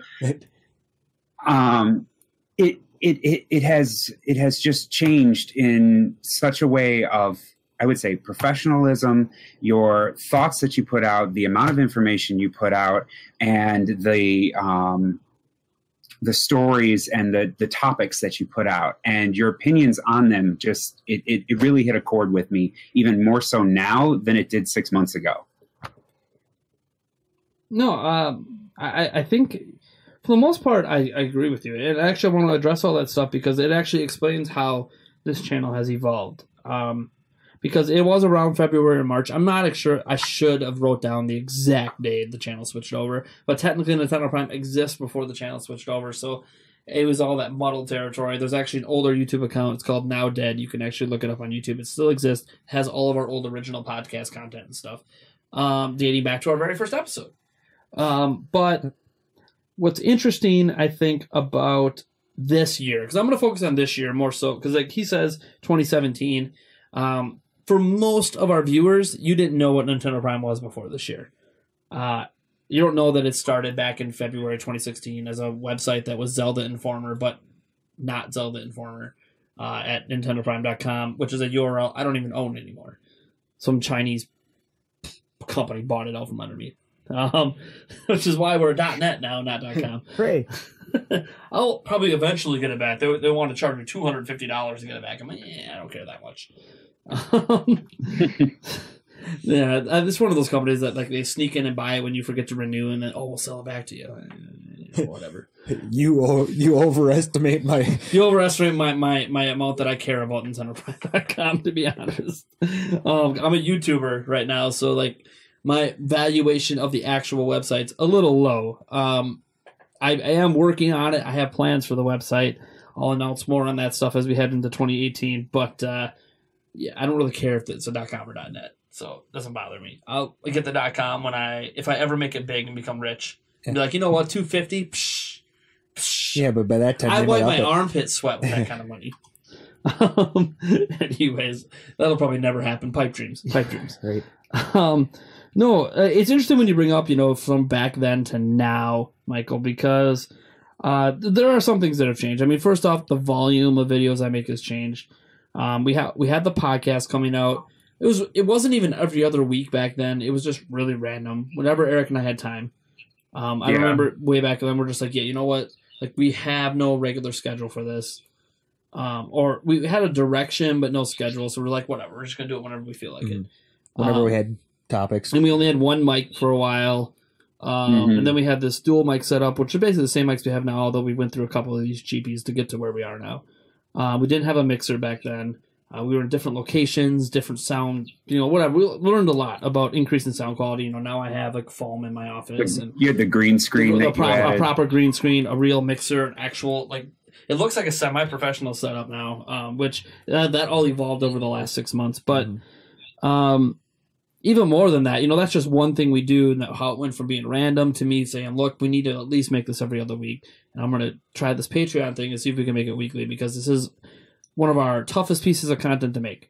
Not just from an organizational standpoint, not just from the recording aspect and the technology. Like, I've invested more money into this podcast than I've invested in any other thing we do at Nintendo Prime. The editing side of it as well. It's a long process, and yes, now I have someone else who does it for me, and he's going to hate us this podcast because of the cutting out that's happening with our guest. And that's okay. It just happens. This is what happens when you don't have everyone in person. That's like the next step. The next step is let's fly people in. Oh, you want to be on the podcast? Let's fly you in. Again, pipe dreams. That's a pipe dream, but it is one of those things where I want to start getting people to come more in person. Like 5J, it's actually not a dream to get him. He lives right over in the cities. Right. I could be like, dude, I'll pay for your gas. Come on over. Well, I mean, if we even get Xeon done, too. Oh, Xeon, yeah. We can get him. He lives in Wisconsin. He actually comes to Eau Claire sometimes. Yeah, look, I've got time. When he's coming to Eau Claire, I'll pay you to come. Right. Let's all force it down. Right. 4-person. Then again, I don't actually have 4 mics, so that's something I'd have to solve. Well, remember, I'm from Wisconsin too. So. Yeah, you are from Wisconsin. Yeah, that's right. So I could have, we could work it out. It could happen. We could. No, come to me. I live in Los Angeles. Come to me. Get out of the cold. All right, that works for me. All right, we're all sold. It's just we can go do it by the beach or something. It just no. So you know what? I will sell my phone, my computer, all my equipment. I will pay for all our plane tickets. We'll get there. We'll have nothing to record on, but it's okay. We will make a podcast in our minds on the beach. Yes, you're on the beach. It doesn't matter. We will telepathically transfer it to our viewers. Yep. Hopefully the cutout thing is over too, by the way, because I turned the little automation blah blah thing on. So we'll see if that doesn't help out. Yeah. So whatever that was, thank you for Our editor probably thanks you too. So yeah, after an hour and 15, tell them, hey, an hour and 15 minutes, you might not have to work so hard. Man, I wish we would have figured that out a while ago. It's not even just like for his editing. It's like us trying to be like, okay, we got to catch every other word, make sure we know what he's saying, so we know how to respond. Anyways, but Nate, the word that I was really looking for was real. So when I listen to the YouTubes as they've developed over the 6 months, it feels like it's become more real in a way, as opposed to it being like I'm watching a news story at 6 o'clock on channel 32 or whatever. That it's more personable. It's more, and with that realism comes that passion that you put through into it, and it's developed even more so over the past 6 to 8 months. So. No, I appreciate that. I've always said I don't want to do what everyone else is doing, and arguably I still do what certain other YouTube channels do, but it's me, and no one can replace me, or my thoughts on things and my passion. Like, it's all me. So I always viewed like I haven't like channel like Spawnwave. I love what Spawnwave does, but the way he reports most news stories is through his news thing he puts up 5 days a week, Monday through Friday in the morning. And it's more of a typical news presentation. That's great. There's a spot for that, but that's not me. You aren't reading the news. You're well, I'm reading it, but you're also putting your own feelings into it. You're not like a your newscaster. Years of experience. You're not a newscaster where you're just basically reading the news. You're actually reading the news and influencing. And well, I'll put it this way. When I'm doing a news piece specifically, when you see it categorized as Nintendo news, it's unscripted. I don't even have like bullet points I want to hit. I don't know what I'm going to say before I say it. And it's a style I prefer when I'm talking about news because, well, that means there's going to be more ums and ahs and things that I should be working to remove from myself when I'm in a recording environment. And I try really hard on the podcast. I try to be conscientious of it and not have it happen. But I do need to be more conscientious of it when I'm also not around other people. Like, just mentally, okay, I should stop that. Because cutting it, every single one out and editing, I'm sorry, guys, it's just not going to happen. I don't want to take an extra 3 hours to edit a news piece because I have to painstakingly go through and remove every and ah. I just need to conscientiously get better about it. I will remove some of the really bad ones. Like if I go, okay, that one I'm going to remove. But a lot of the short ones when I'm just like, and it's so like it kind of blends into my word, I'm not going to cut it out because I'd have to basically re-record that to make it make sense. So the reason I like that style personally is because it allows me to be the rawest form of myself. I don't know what I'm going to say before I say it, but I know I'm going to have something to say because I picked out what the story is. There's a zillion news stories that come across my computer screen every day. I could talk about anything. Mm-hmm. As an example, and I probably will end up making a video on this before this podcast comes out, but like the MPD report came out, I haven't made a video on it yet because I personally am conflicted on how to react to it. Should I gloat because I was right? Because I have that kind of personality in me that doesn't come out on the YouTube channel often because I don't want that to be how people view me, even though I know it's part of me. Yeah. Like a small part of me is like, yeah, I was right. I want to tell those haters what's up. But then there's like part of me that's like, yeah, but that's not, I'm not that. That's not how I present myself, right? The form that people see of me is a certain side of me that is not that, and I'm worried. I always worry about is bringing out the other aspects of me going to conflict with that so much that people are gonna be like, oh, we don't want to be part of this cocky guy's channel. And I feel like in certain forms that's okay. Like if I get a little bit cocky while I'm having some drinks and playing Splatoon 2, people just think it's entertaining and funny, but it's a live stream. It's a different type of video, right? Whereas when we're talking about like reporting, it would just feel it would almost feel disingenuous if I didn't mention I was right because then I'm not saying what's on my mind. But then I just how to tone myself back, so I don't want people to feel like I'm making myself. I don't want them to think that I think I'm better than them because I was right on one topic. Right. There's so many other times I'm wrong. Even though you are better than them. No. So I'm a new guy to this whole, like, to your channel, really, because, I'm actually, you know, I'm a super old school guy. Didn't really watch a lot of YouTube. Then all of a sudden, I started watching some, and I started, you know, finding things that were interesting. And your channel was one of the interesting things I found, right? Mm-hmm. But I think the reason why I was drawn to it, and again, I can't speak on the previous and the changes, but I can speak on how honest you come across and how organic the conversations always come across, right? So like your podcasts were very organic. They seemed like, hey, this, you know, it was like it was like two guys hanging out just talking about stuff. Yeah. And that's what it is. I always felt. Yeah. And I always feel like that's really awesome because that's being like Mike said, real. Yeah. I mean, and as I said, that's always been, especially with my news videos and the podcast. Obviously the podcast has to be that way. You can't script a podcast. Come on. I mean, we could try. We could. Yeah. I could write like a 50-page script and we all just read line for line, see how it goes. Oh, that would, that would be good if I wrote it like a fanfic. Yes. Make the official Nintendo Prime fanfic. And we start reading voices and doing different voices for different people. Oh, right. No. Now there's going to be like no. Everyone listening is going to be like #1 requested item for the next podcast. Yeah. We need the fanfic. Oh boy. No. I gotta stop setting myself up. Just like when I danced in the one live stream or one video, and then suddenly now people just want me to dance all the time. I did it to myself. Yeah. It's okay. I actually don't mind dancing. I just don't want to do it every video when I'm on camera, because I'm not on camera for every video. I'm not even on camera for most videos right now. I do plan, like, my next evolution is the next piece of equipment I'm getting to help improve the channel is an actual camera. The reason I'm not on camera as often as I would like to be is because I record with my phone when I'm on camera. And while my cell phone's great, there's limitations to it that I just don't like dealing with in editing. What, the 30 minutes? Well, the 30-minute thing doesn't matter. For most of my videos, that doesn't matter to me. Well, right. Because they're not 30 minutes long. Right. But there's still aspects of it I don't like, that when I go to editing, sometimes the frame pacing's a little off. The audio doesn't line up quite right. And there's just all these little things I don't like that a professional, even like a DSLR camera, would fix. So like that's my next purchase, and that's when the next evolution of the channel is I'm not going to be on camera all the time, but I'll be on camera more often. Because that's what I want to do. Mm-hmm. I want to do that. Not because I think it needs to be done. Voiceover over gameplay and screenshots can go a long way.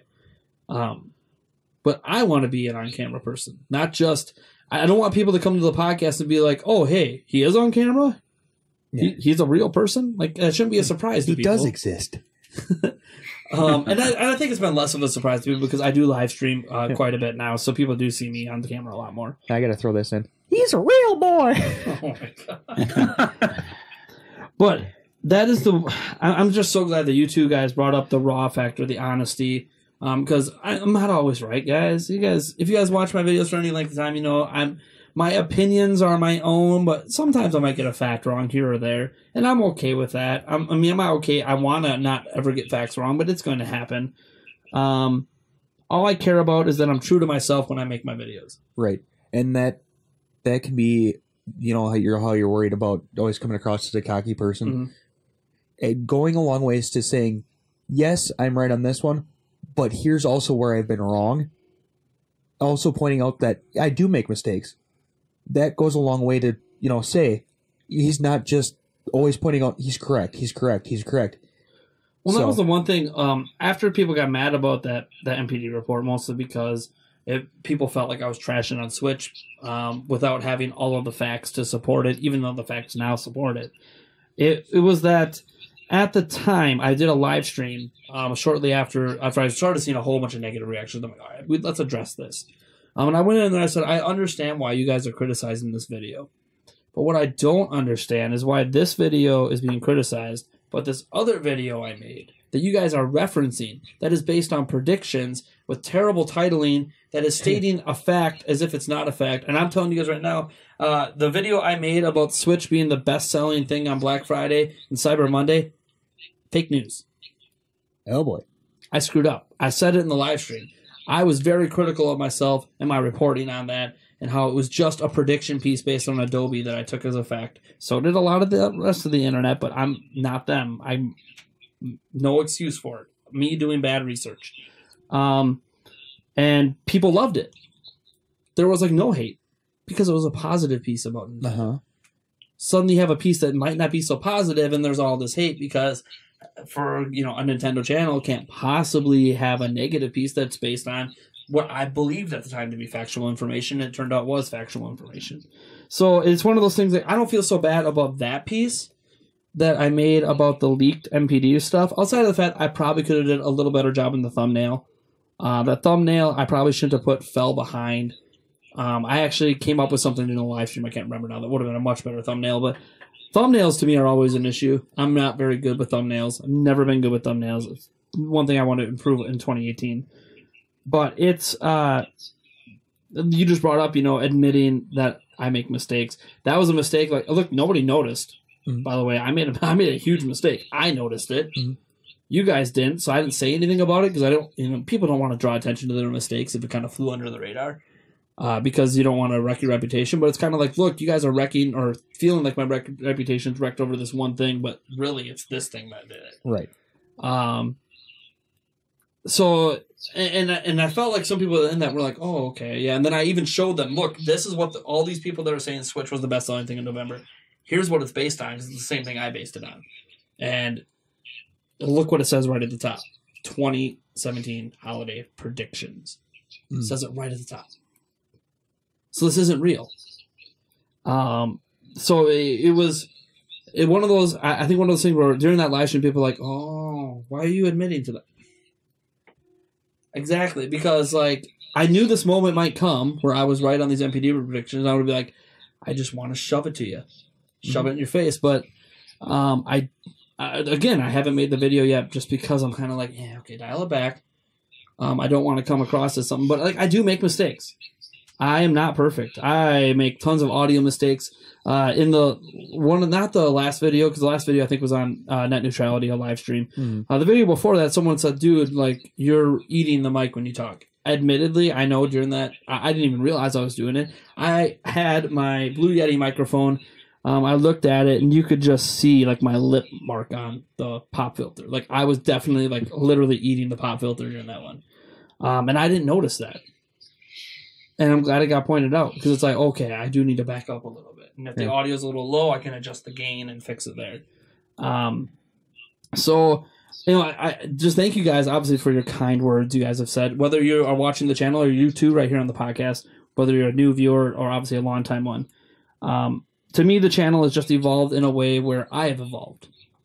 One, I went from having more time for the channel after I left Zelda Informer. And obviously summer came and I didn't have my school job anymore either. So at one point I was working 3 different jobs. Now I'm only working the 2. But so there was more time, there was more dedication, and I think more direction. I think around July, I kind of hit this groove where I decided, you know what? July is about the time I decided that I'm going to be a YouTuber. I've been making videos this whole time, but I've been really pushing the website. And I realized, you know what? I enjoy YouTube so much more than everything else I'm doing. So much more than managing Facebook pages and getting news posts out like I've been doing for 20 years. So I said, you know what?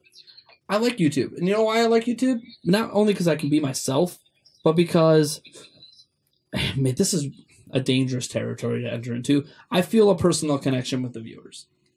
It's just a more personal experience. And it didn't really hit me that that's why I enjoyed watching other YouTubers until I became one. When I'm like, you know what? I do feel a closer connection to these people. And I shouldn't. They don't know me. Right?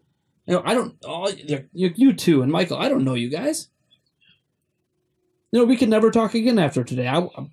We're not at that level where we've done this so many times now that we're regular acquaintances and stuff. But at the same time, I feel this connection to even just you two here, not just because you're here on the podcast, but just because you're viewers of my content. I recognize your names in the comments. I respect what you guys have to say, even when it disagrees with me. And likewise, you guys talking about how it's raw, it's from the heart, it's honest. All of that's yeah, because that's me. That's what I want my content to always be, and I think that's why I also got criticism. What's funny is one of my most popular videos lately was a video I wanted to make for a long, long time about... I already forgot what the video was. I just released it 3 days ago. man, I don't know. It got like 9,000 views. But anyways, it was scripted. It was 100% scripted. It was basically like I wrote an editorial like I did in the old days, and then I read it off, recorded it, and made a video out of it. And tons and tons of views because it's a really good topic. But what got lost in it is that if some people noted that, like, dude, this is really great. You make a lot of really, really great points, but I can tell, like, you're reading. Mm-hmm. It doesn't sound natural. It doesn't sound like it's coming from your heart. I think I thought the same thing when I watched that video. I'm looking it up right now just so I can't remember what the topic is. No, totally. Yeah, I had the exact same feeling. I think it was interesting because it was unlike every other thing that I've heard you do. Yeah. Well, yeah, it was like a lot of people, they said, you made really good points. Like, there definitely sounded like things you would say. But because you read it, someone else could have wrote it, or maybe it didn't sound as... I guess people didn't say it didn't sound like I meant it, just more so because they could just tell that I was reading. And it's actually something I wrote down. I noted to myself that I think in the future for pieces like that, because there's a lot of points I want to hit. That's why I wrote it in the first place, because there were a lot of things I didn't want to forget. So that's why I wrote it out. I feel like in the future... I'm sorry, what did you say? You were about to say something, Michael? It's why do so many gamers want Nintendo and the Switch to fail? Yes, yes. And it's been something I've wanted to address it all year, but I wanted to wait till I had enough data to make it worthwhile. And there was a lot of research I went into that. When I spent probably 3 days, where half of my workday was spent researching stuff for it. Whether it's what people are saying about it, whether it's the facts. Then Nintendo dropped that 10 million thing on my lap. So I went into all of that, and I realized that for stuff like that, I really shouldn't write out a full editorial and read it. What I should do is make like an outline. And in the outline, don't put complete sentences, because I'm just going to read the sentence. It's a bad habit I have when I'm looking at a text. I'm just going to read the sentence. But what I should do is have an outline and just, here's my idea that I want to hit in the order I want to hit them, and then here are a couple points in there I want to make sure I address. And then try to make it naturally flow by just looking at it and just thinking about what I'm going to say, kind of as I'm saying it, like I do with the rest of my content, but still being more organized because I know the direction my thought process is working in. And that's what I feel like in that piece. I could have easily had like, point one, address why Nintendo fans, I don't want to put it as a sentence, but like, why fans that are, I guess, at the extreme end of Nintendo, kind of give pressure on normal Nintendo fans, and then why outsiders do, and just hit like each individual spot, and then just little keywords that I knew would trigger what I want to say. But again, this isn't the first scripted piece I've had. I think I've scripted 5 videos total. The last one before this one might have been my review of Mario plus Rabbids Kingdom Battle, just so you guys know. I make videos every day, so like that's a while ago for me. Sometimes multiple videos a day, so it's a really long time ago in my thought process. But and I feel like also reviews, sometimes people expect them to be scripted a little more because it's a review. I mean, it feels like it should be a more, I don't know, I want to say professional, but I don't know, something like that. But I felt like I forgot why people like my videos, because every time I looked back at some of those scripted videos, they're my top viewed videos out there. And I'm like, so these are all my top viewed videos, but they're also the ones I get the complaints the most about that I'm not myself. So I'm like, what am I doing right versus what am I doing wrong? So it feels like I'm doing a lot right because of viewership, but I can't just look at the viewership. And I think what's right about it, why those videos do so well, is one, they're not news-based in the first place. They're very opinion-based. Strong opinion, but they're on a very good topic. Mm-hmm. Pick a good topic that requires a lot of research and try to mix it in with my normal style. And I think that's when you hit critical mass, where everyone's happy. Good topic with good points that sound like me. That's my goal in the future. So thank you guys for, even you two just criticized, like, yeah, that just didn't sound the same as what you usually do, because it wasn't. Got to fix that. But yeah, I guess that's kind of, I think that covers mostly how it's evolved. We went from a nothing channel with just a podcast to slowly getting in the news to improving equipment. This is what I say for other YouTubers always: work with what you have, improve your equipment as you can afford to. All I started out with was a camera phone, an old webcam, and a Blue Yeti microphone. That the only reason I had that is because I used to run the Zelda Informer podcast years ago. Otherwise, I wouldn't have even had that. I would have just had some old USB headsets, and I would have just used those instead. Work with what you have, then work up. You know, what you see here with the audio equipment that you see on the camera and everything, this was like a year of building up to this kind of equipment. And even then, this isn't super expensive. You know, I always say it, these are $30 mics. They kind of suck. Lots of issues with them. We constantly have to, you know, I need to get new cords, constantly unplug the cords and everything. And sometimes we get feedback that we can't get rid of, and they're pieces of junks that I plan to replace as well. But again, it's order of importance. My first importance right now is a new camera. Then it'll be new microphones. And I'll probably want to get 3 of them. Well, I'll start out with 2 because that's all I need, but I'll get a third. 1 for a backup in case something happens. Right. Like we have a backup for these in case something happens. 1 backup. And it does work. It does work. Oh, yeah. Yeah. I know. I think we switched one out already. No. And then we figured out what was wrong with it was the one. cords. It was the cables. Yeah, we switched one out, but it ended up being not the mic. It was the cable. So we technically have a working backup microphone in case one of these does completely crap the bed. But so I have a backup in case that happens. And, you know, if Michael or somebody else, we happen to have it lined up where, hey, I have you come over and, you know, we do this in person. I have that 3rd microphone for you in person. And if we need a 4th microphone, I can make it work with the Blue Yeti if I absolutely need to. But ideally, I'd like to have 4. But again, we're talking, the mics I'm looking at are like $150 each. So, I mean, it's a heavy investment on my part. For a place like Nintendo Prime that makes under $1,000, it's a pretty big investment to do that. But yeah. Thank you guys for your feedback, too, and Michael, on how we've evolved. Hopefully that answers your question, Duo. And I'll have more on like my future plans for 2018. And I don't know, maybe I'll make a New Year's resolution video, or you know, I know everybody does that, but or whatever. It's a tradition I used to do at Zelda Informer. I'll carry it on at Nintendo Prime. I'll look back at 2017 and then where I want to go in 2018. And usually where I want to go is not where you end up because when you're on a channel like mine that's constantly evolving and so raw and so honest, kind of things just happen that guide my way. Like when you guys said, oh, my opinions evolved and my knowledge evolved as the year went on. Because I started playing more than just Zelda. Right. Expanding my horizons with Switch led to me being able to really diversify my thought process again after covering just Zelda games for the past 8 years. Doesn't mean I didn't play other games. I tell this to some people.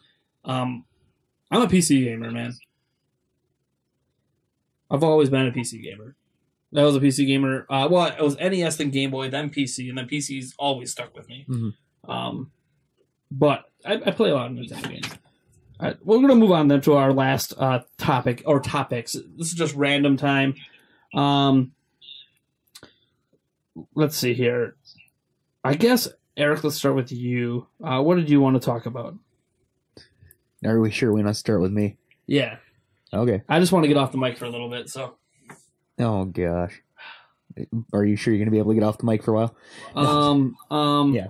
I need a refresh on my drink, and then I can get off the mic. Yeah. All right, go on. So, I want to know what you guys think about the whole FCC repealing net neutrality, because this is going to affect us not only as internet people, but as gamers as well. So,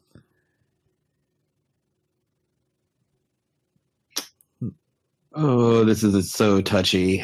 The internet is up in arms today about this, and I do understand. The thing is I feel like we pay enough, right, for our internet services. And this effectively gives, companies a way to make deals amongst themselves that can either limit your access or provide better services to some groups. And I wouldn't necessarily have a problem with it, aside from the fact that, most high-speed internet providers are monopolies in their own environments. So with that, it's impossible to use the capitalist mechanism, right, to move things forward. A lot of the people will say, or the pro repealing it are pro for the fact that, or the statements they make are, we can, invest money into newer technologies, and we can do this if we get rid of these government, regulations and things of that nature, which sound really great on paper, except for the fact that if you're in an area and you only have Comcast or Fios or Charter or whomever, that's pretty much your only option. So they can charge you whatever the heck they want now. Right. We already have new technologies with fiber and stuff like that, but they don't have any pressure on them to change it. You got cable? Oh, well, that's the only thing that we have around here. So. Yeah, and you can't go to a second cable provider to offset that cost, right? You can't there's no one for them to compete against. And that's where the problem becomes, in that we repeal net neutrality, but we allow monopolies to exist in areas to basically hinder anyone else from coming in. Mm-hmm. That's my opinion on it. So obviously I can go on record as saying I'm kind of, pro net neutrality and I'm against what happened. But, this is, it's obviously somewhat political. I don't want it to obviously be. It should be consumer, right? Like we're as people have mentioned, we're the consumers. We're the people up top. We're the people that determine where our money should go. And it would be really, really nice for us to have options. Yeah. And I feel like a lot of the people that are celebrating this is like, yeah, we're back to a free and open internet because there's no government regulating it and all that stuff, and the power is back in with the people and the ISPs and blah blah blah. I feel like a lot of those people that act like, because they never experienced any issues before net neutrality was enacted, so they didn't see a purpose to it.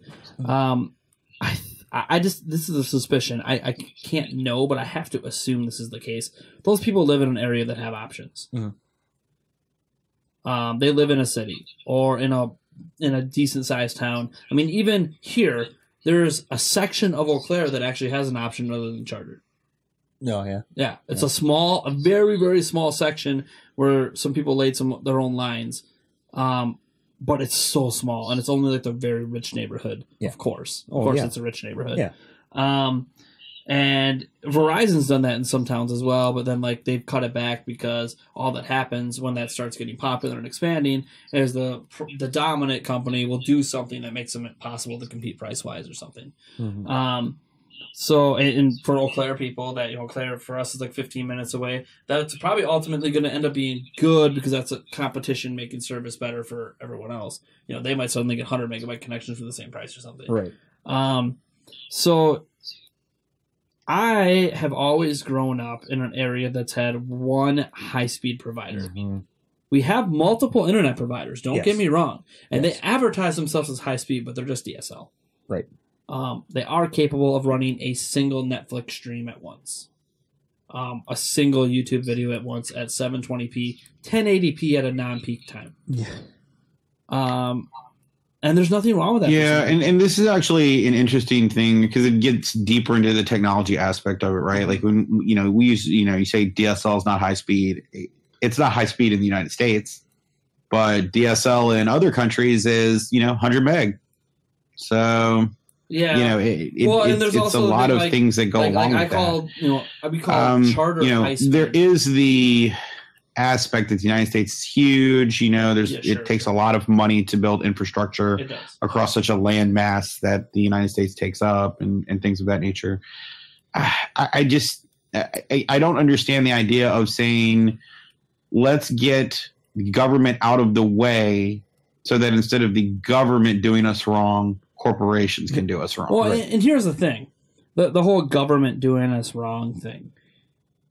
The Net Neutrality Act, as it standed before, it just got 3-2 voted out, didn't benefit any particular business other than, this is the argument I've heard, Google and Netflix and Hulu and Amazon not needing to pay premiums to ISPs for to have the same connection speeds they have now to deliver this content to consumers. But here's the thing. They shouldn't have to. But here's the thing: the government's not regulating anything there. Yeah. All they are saying is that the ISP providers cannot charge basically access fees for capped and limited internet. They cannot squeeze the pipeline when they feel like it to get more money out of people, basically. They need to offer people, you can have your packages at 30 megabytes, at 60, at 100, 150, but when people get that package, that's it. They have to get those speeds. You can't throttle it to make them pay more. And that's what they were doing. I can speak just as someone who's had Charter my entire life. I've had Charter. I've switched to other internet providers. I tried the whole, let's go to AT&T DSL, let's go to Clearwire at the time, let's go to this, let's go to that. All of the services were terrible compared to Charter because all of them are at speeds that are significantly slower. Yeah. So you're kind of strong-armed into being like, yeah, if you really want to use internet and watch videos or be a YouTuber or even use your phone on Wi-Fi, you really should have Charter. It's the only viable option. Right. Unless you just want to use 4G LTE, and then you get the data charges and all the ways that cell phone companies nickel and dime you there. Right, which are exactly what's going to happen with the end of net neutrality. They're going to start doing the same thing. And like you talked about how DSL in other countries is 100 megabytes is like the speed of cable. And here cable varies greatly. Like Charter for less money than I pay now is a 100 megabyte connection for someone else in a different state than it is here. Right in the cities. Right in the cities, yeah. Yeah. So like they're already nickel and diming consumers as is, but didn't the one Charter person even admit to you that if you lived in the cities you'd be getting 100 meg for the same price? Yeah. Basically? Because I was looking at getting a business line here, right? Because my biggest issue, Nate, that's me. I'm getting 100 megs for the same price for Charter. Yeah, and see my issue here isn't so much that you're getting 100 megs. Like 60 megs in general is okay. I wish I had more. I can really tell when I'm trying to watch a video or do some work while my kids are upstairs watching something. I know that like 60 is plenty for multiple video streams, but I could tell. I have 4K monitors. I'm trying to watch in 4K. I can't if someone else in my house is watching something. So I sit here and my issue isn't so much even the 60, it's the upload. I get 60 down, but I only get 4 to 5 up. Yeah, and that is a cable thing, right? Like, how can we squeeze that upload out of you to make you go, by the way, to our business class? They're business class, right? Because I've been looking at the business class because I'm like, look, there's nothing I can do about it. They're the only provider. The business class is $100 more than what I pay now. It only gives me 40 meg more down, so I only get up to 100, even though they can up to 100. So I'm probably not even going to hit 100 all the time, even though they're not supposed to. You're probably not even going to hit 100, like whatever. Well, the thing is now, ever since I actually got a nice router now, I'm hitting 65 when I'm only supposed to hit 60, but whatever. I would gladly take the 100. The whole reason I was looking at the business line was for the up. And sure enough, for the $100 more, I can double my up from 5 to 10. Yeah. And yet, if I moved like an hour towards the cities, I could spend the same money I have now, have 100 down and 70 up for the same price. Yeah. From the same company. Yep. But there's no option for me to even get to 70 up here with the same kind of lines they're using there. And that's what's so weird to me. Like, it'd be different if they're like, look, if you pay us $700, we'll give you 100 up. That's okay, but that's not even an option. You can't even get that as a business here. Yeah. No, because the closest substation for you is however far away it is, and distance is a problem. Yeah, and it's just like you said, DSL is slow for us here, but in other countries it's 100. Well, for some countries, when we talk about cable speeds, our whole country has free fiber. Right. Yeah. And granted, they're smaller countries; they don't have to deal with all this, but still, it's like, our government installed fiber everywhere, and we don't pay anything, and it's free. And we're laughing. Yeah. We're laughing at you guys even talking about monopoly. Like, they have a monopoly, but no one cares because it's free and it's so fast. Right. And they regulate things here and there, but there's nothing that we actually care about that they regulate. Blah blah blah. And I'm not saying that we should have government regulated fiber internet everywhere, but the monopolies are an issue. They're the biggest issue. They're a bigger issue than net neutrality.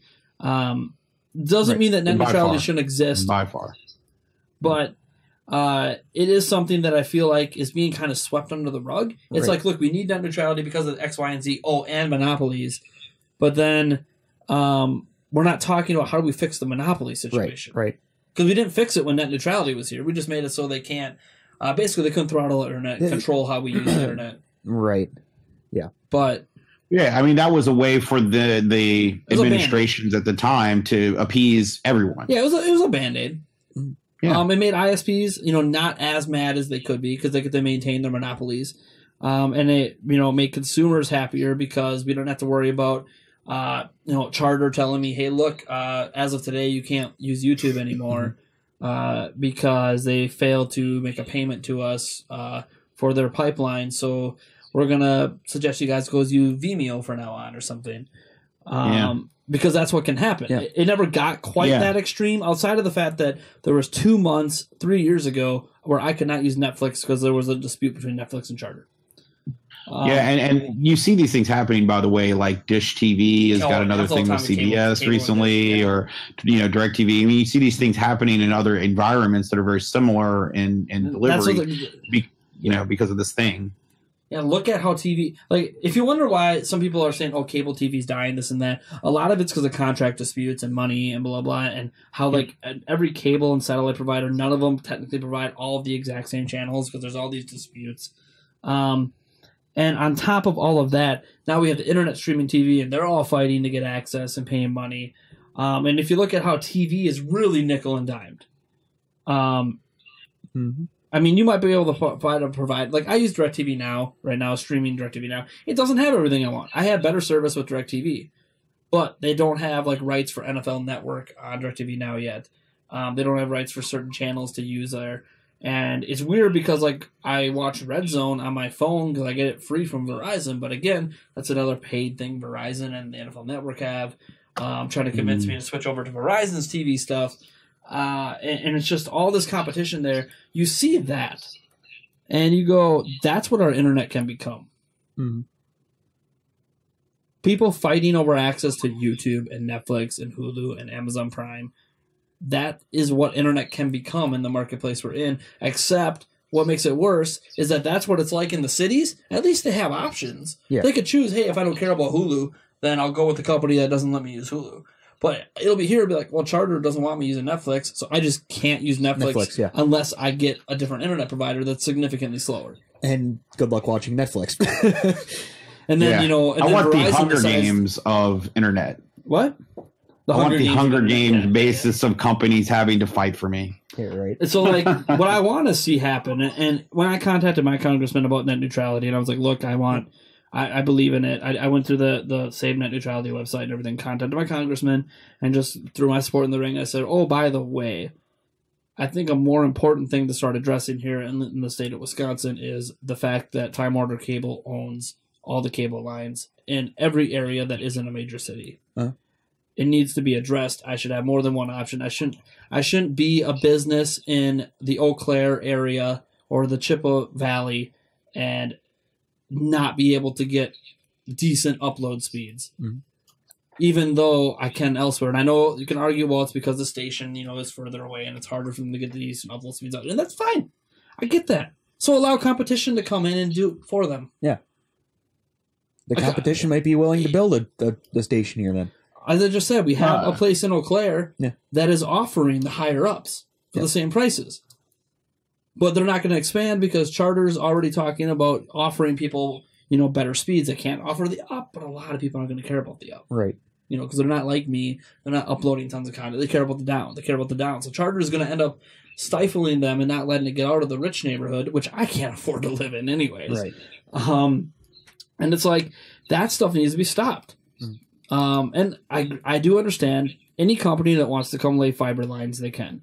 That does work outside of the contract. That's why Google Fiber has been able to spread the way it has, because the cable companies do not own the fiber lines. Right. So if Google lays its own fiber lines, then whatever. And if those ever reach out here, then that's a mute. It's not really a mute point because then Google owns high-speed internet. There should be multiple fiber lines and multiple options and blah, blah, blah, blah. But at least, I could choose between cable and fiber instead of just having one cable provider. But I told my congressman, I'm like, look, we need to have options for cable internet, if not someone looking into fiber internet. We have companies that I've heard want to come out here but can't because of contracts Charter has with the local governments saying that we will pay you X amount of money per year if you don't allow anyone else to install their own cable lines. That should be illegal. Yeah. Yep. Well, and to me, that's also it feels like I'm forced to subscribe to Charter, and part of my money I'm paying them is preventing other companies from coming in. Right. That no. Right. Yeah. And, you're fighting yourself. Right. Exactly. And part of me, this actually shows how in the pockets of corporations our Congress people are. Because the fact that you look at how many different polls and stuff like that, you had an overwhelming majority saying we don't want this repealed. Well, guess what? More than likely, it's going to pass through Congress like nothing. And they're supposed to be quote unquote representing us, but nope, we're going to represent the people who are putting a ton of money in our pockets, and we don't care. Yeah, it sucks. I mean, Michael, do you have any thoughts on this? You haven't really talked much about the net neutrality stuff. Well, I don't really like to talk about politics and all of that sort of stuff. But one thing that I do believe is that checks and balances are needed to be put in place. Otherwise, history is doomed to repeat itself. Yeah. So let's just remember, why was net neutrality put in place to begin with? Because ISPs were abusing consumers and other corporations' access to the internet. It was happening. Yep. So we aren't going to do it, but let us have the option too. Yeah. But we're not. We're not. We promise we're not. Yeah. But we absolutely must have the option too. Well, I was just pointing this out earlier. I retweeted this on the Nintendo Prime Twitter earlier. Comcast, before the bill, before it was repealed, they said they had this big thing about how they support net neutrality, which was clearly just a PR thing to try to make customers like them and support them and switch over to them. And in there, they had like 5 or 6 points about net neutrality that they apparently vehemently supported. And one of them was not throttling internet, not doing X, Y, and Z, not controlling what websites you go to, blah, blah, blah, blah. And then today, literally today, the day the FCC repealed it, they changed their website for the net neutrality part, got rid of 4 of the 6 points they made, including we're not going to throttle your internet. That's not on there anymore. Yeah. They're only going to let you go to quote-unquote legal websites with no definition of what they consider to be legal. So it's whatever they just deem to be legal. Like I said, I mean, this is actually a real impact on potential freedom, right? Like if they determine that you're not allowed to go read WikiLeaks for whatever reason that they can choose, you can't go. Well, like I said, you want to go to a lawyer website? Well, there you go. That's a legal website, Yeah. But everything else. But only lawyer websites that they're partnered with, because that's who they deem to be legal. Everyone else is illegal. Right. And the thing is, they did this and thought no one would notice, right? Like, oh, no one visits our net neutrality things. Who cares if we change it on our site because it's still listed there? But it's like of course, people are going to know. This is the day it changed, right? And all Comcast did is prove exactly what everyone said. You remove those things off the list because you know damn well you're going to do it. Yep. You're going to throttle again. You're going to do X, Y, and Z. And it's true. Like when I said on the live stream, it's true that no one's going to notice anything from this now. One, because it's technically not enacted yet. It has to go through Congress. It's going to take a little bit. And we have huge lawsuits coming up already, there's a few lawsuits, Yeah. So they said 2 to 3 months, plus there's a couple lawsuits. Whether or not those go anywhere, no one knows yet. I think there's something like 15 states have gathered for a lawsuit. I know New York for sure is. And the list is growing.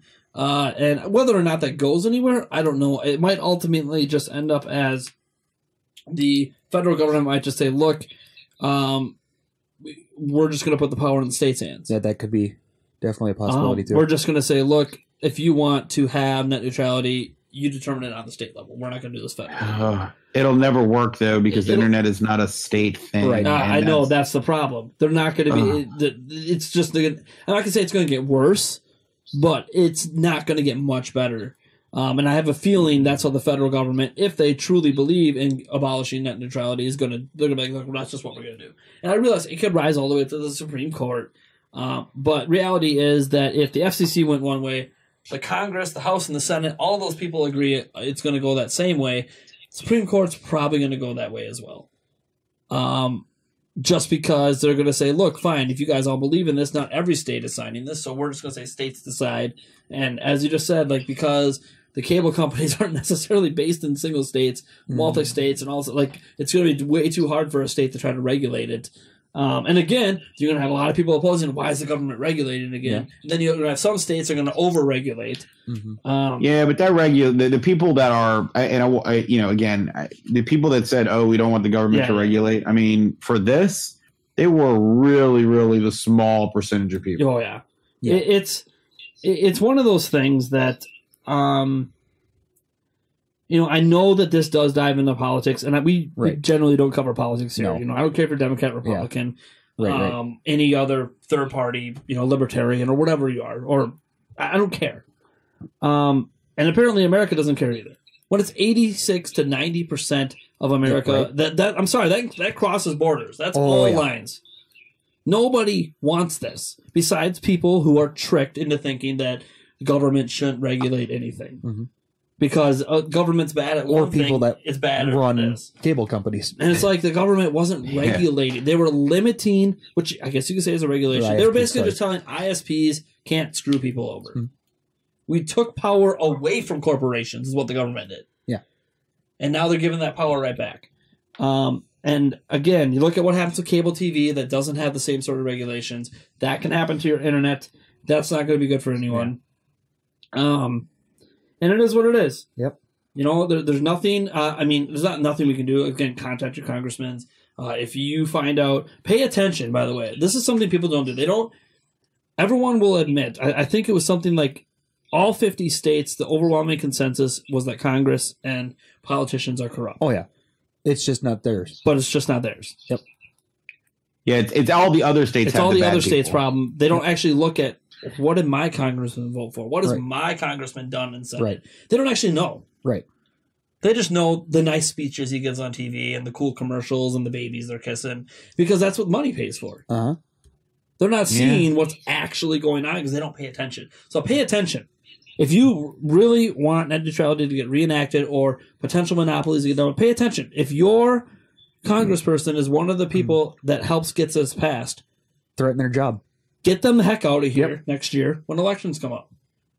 It's the only way you're going to... And I realize it's tough because I'm telling you to make a choice based on one issue, right? Like, there's so many issues.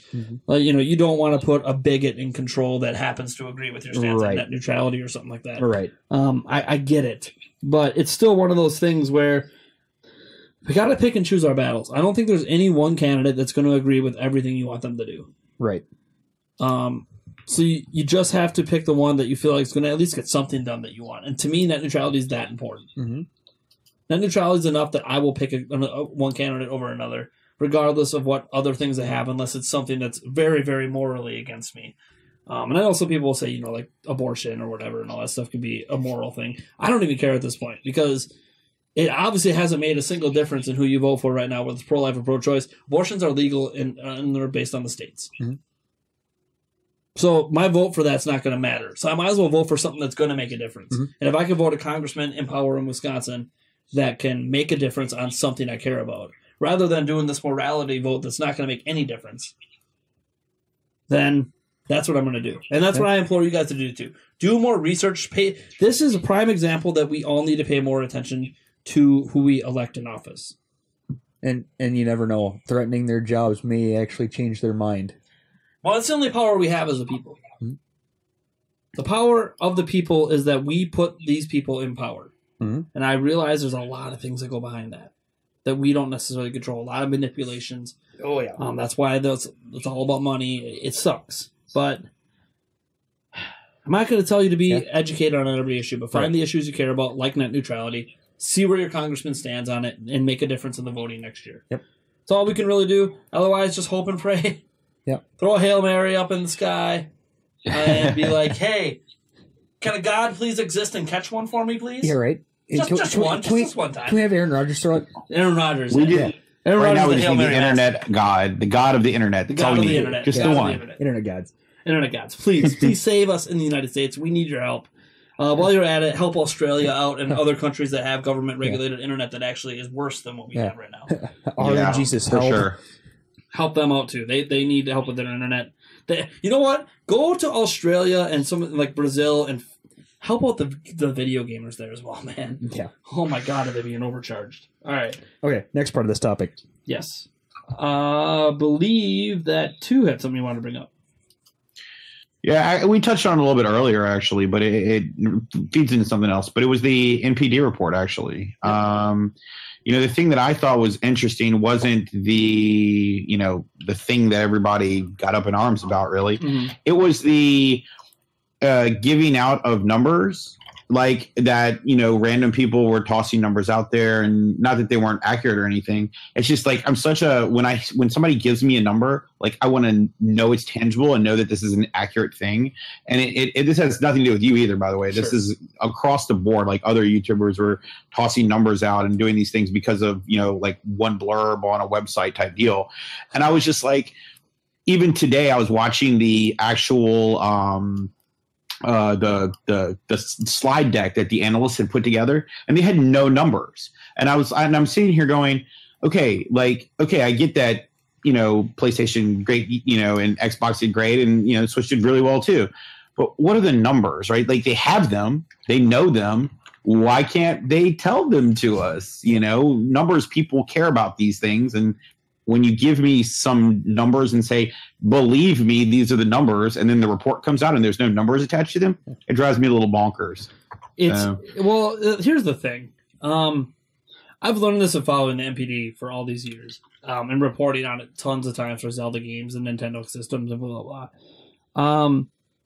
NPDs rarely give you numbers, at least publicly, because NPD is not actually a public report, believe it or not.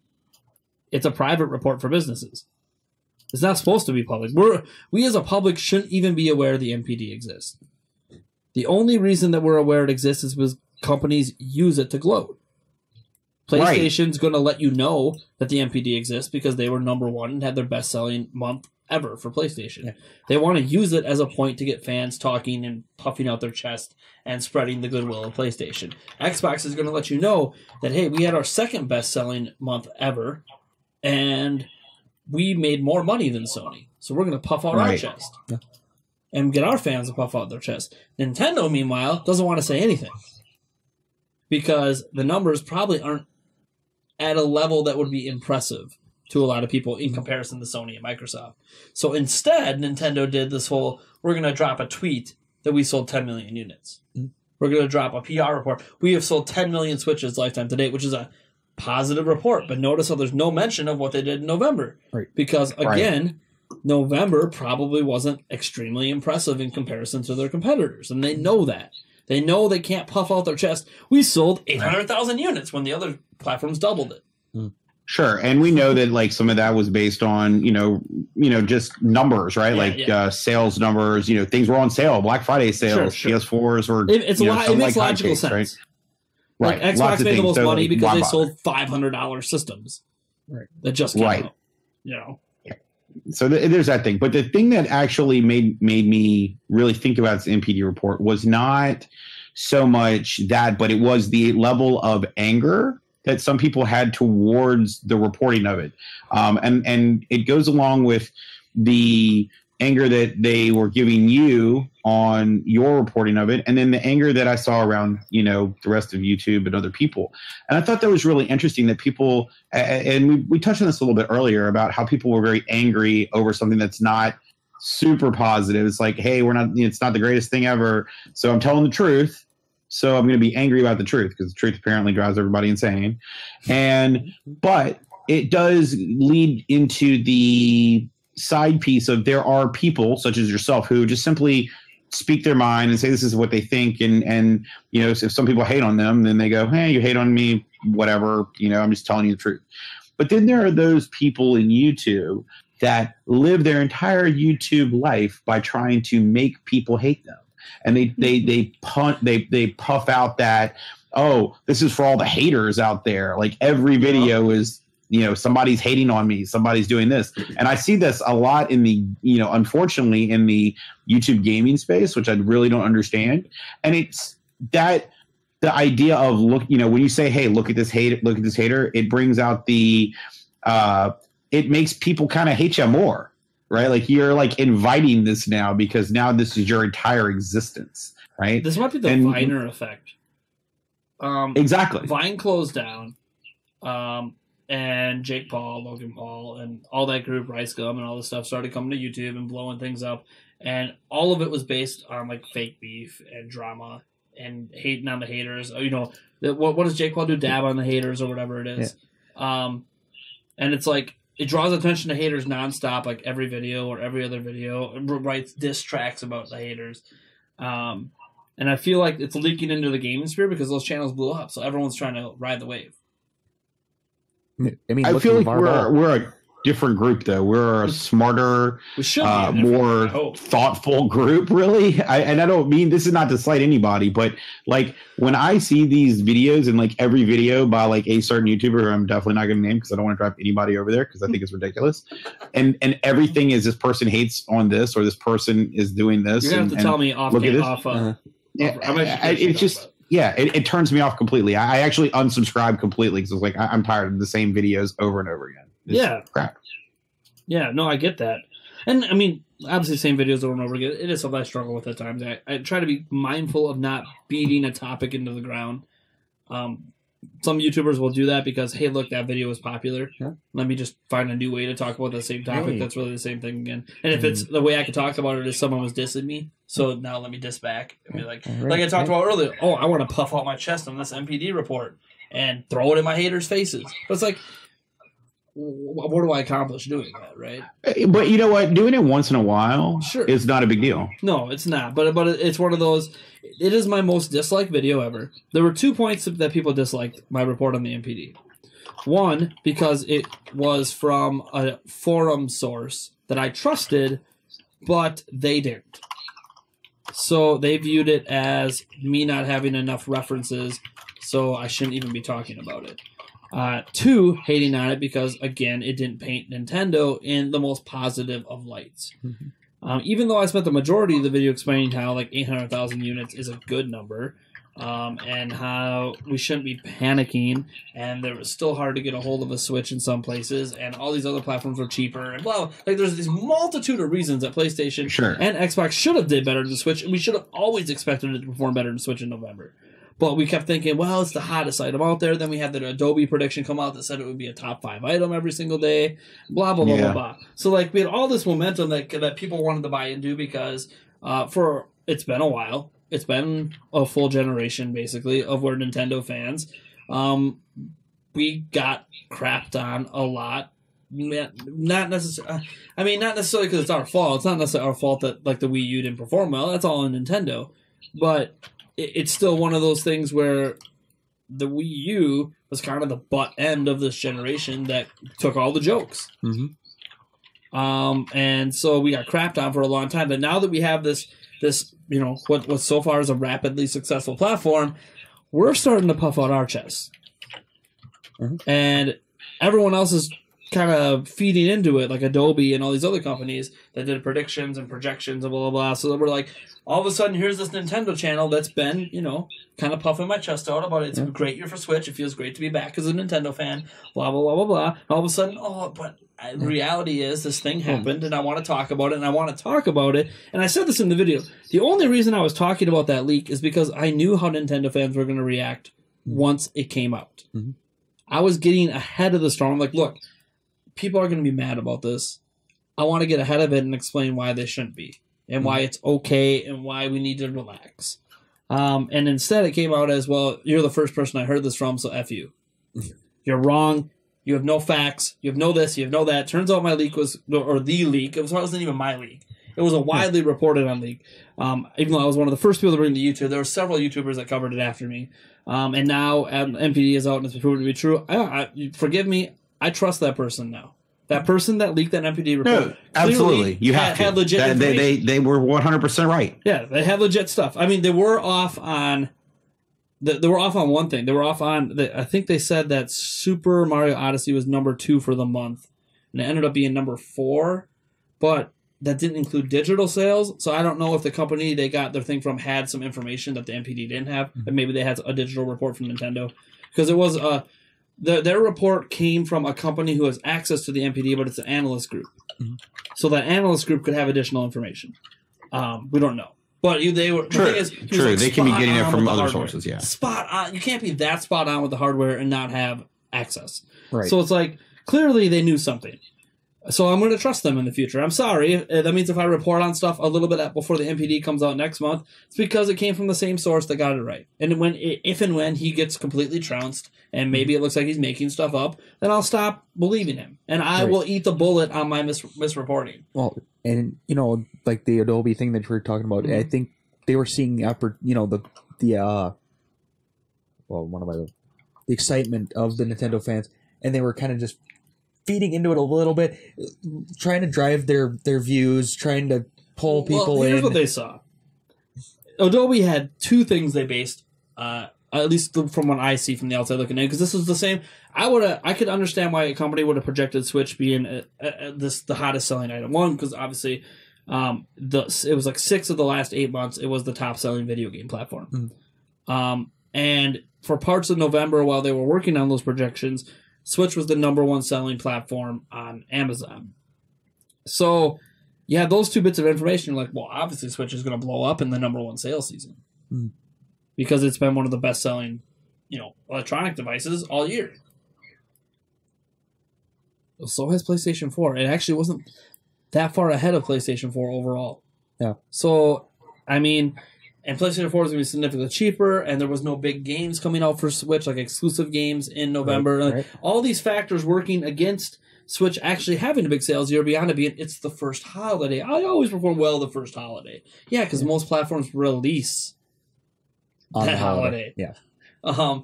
So you don't have the launch kind of sales that you're going to... It's just... It was a culmination of a lot of factors that I tried to get ahead of. And there's going to be people that listen to this part of the podcast and start criticizing all over again. And I'm like, it's fine. I reported what I believed was factual information. It turned out to be factual information. I regret the thumbnail. That's about it. And it sucks. I wish that the NPD report, at least what we would see of the NPD report, would come out with information. Instead of it being like Sony, the only reason we know how well PlayStation 4 sold factually is because Sony came out and said it was our best-selling month. Mm-hmm. So their previous best-selling month that we have on record was 1.5 million. So it sold over 1.5 million. How much over? It could be 1 unit over their best-selling month, but it would still be something they would tout because it's positive press. Right. And they didn't give us exact numbers because it's probably really, really close to their best-selling month before, but it is ahead. Uh-huh. Otherwise, if it was way ahead, if they would have sold 2 million in November, they probably would have said we sold north of 2 million units in November.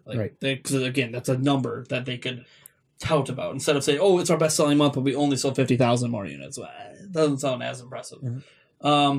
Xbox, their unit sales were probably, were impressive because it was their second best-selling month. They said, but they were more puffing their chest on, "Hey, we made more money than Sony." Mm-hmm. And obviously that's probably because half of their console sales were Xbox One X. Mm-hmm. And then you have Nintendo just not even wanting to acknowledge the NPD and just talking about their lifetime to date sales. Yeah, it was just a stark contrast, and that's how again, we don't know that the Switch 700 to 800K number is true, but it sounds like it's more believable than not because Nintendo won't even talk about it, and that would be a number. Well, and that's not a bad number though. That's what's so funny. Like to be angry over 800. I mean, if you do 800,000 units every month and that's consistent, that's a really good thing. Yeah, it was just in comparison, right? It's all about you have PlayStation 4 selling 1.5, you have Xbox One selling 1.3 or so. And if you sold less than 1 million, it just doesn't sound very impressive in comparison. No, but if they had knocked the Switch off $50, well, they weren't. Or so, if it was $50 cheaper, then right. Yeah, what we all wanted. I mean, that's the thing. If they had not $50 off, it could have been a totally different story. But it's just one of those things where it's not bad. But Nintendo wasn't going to say anything because, again, it's not that the numbers are bad. It just doesn't look as impressive. They want to look impressive. All companies want to look as impressive as they can. What's the more impressive number for Nintendo? 800,000 in November when your competition doubled that, or 10 million lifetime to date over 9 months. That 10 million number stands out. 10 million's the winner. Yeah. And so it falls in line with their prediction of 14 million by the end of fiscal. Yeah, blah, blah, I mean, blah. that's what they want people focusing on. They want to take the focus away from the fact that their competition doubled them in 1 month. And instead be like, look, we're still doing really, really well. And that's what I was arguing the whole time in that video, was me saying it's not the number that should matter. 800K is still a good number.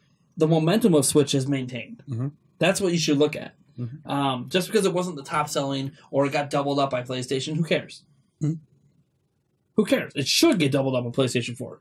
Yeah. The PlayStation 4 is in its peak years right now. Mm-hmm. Mm-hmm. Oh, sorry. Anyways, I think that's really all we have to say about the NPD. I just think, well, I guess I'll say one last thing. I'm fascinated. I mean, I said this in a video. I'm always fascinated why so many people care about sales numbers. They're always some of our best performing videos, whether they're positive or negative. They always get tons of views. Mm-hmm. So I have an opinion or a guess on that, actually. Sure, go for it. Yeah, so my guess is not actually related to, I mean, we don't care if it sells. We care if it gets support, especially when it comes to consoles, That's right? Why I care. I think the Wii U is a perfect example of a console that didn't sell well.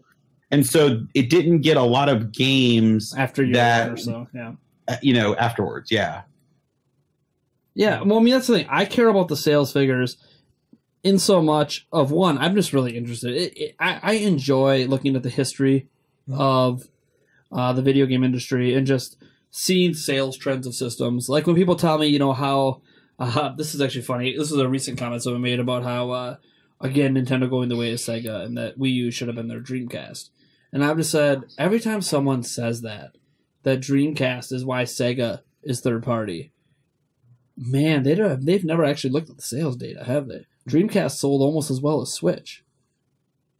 Dreamcast just was... Dreamcast was doomed before it came out, and it had nothing to do with exactly. Dreamcast.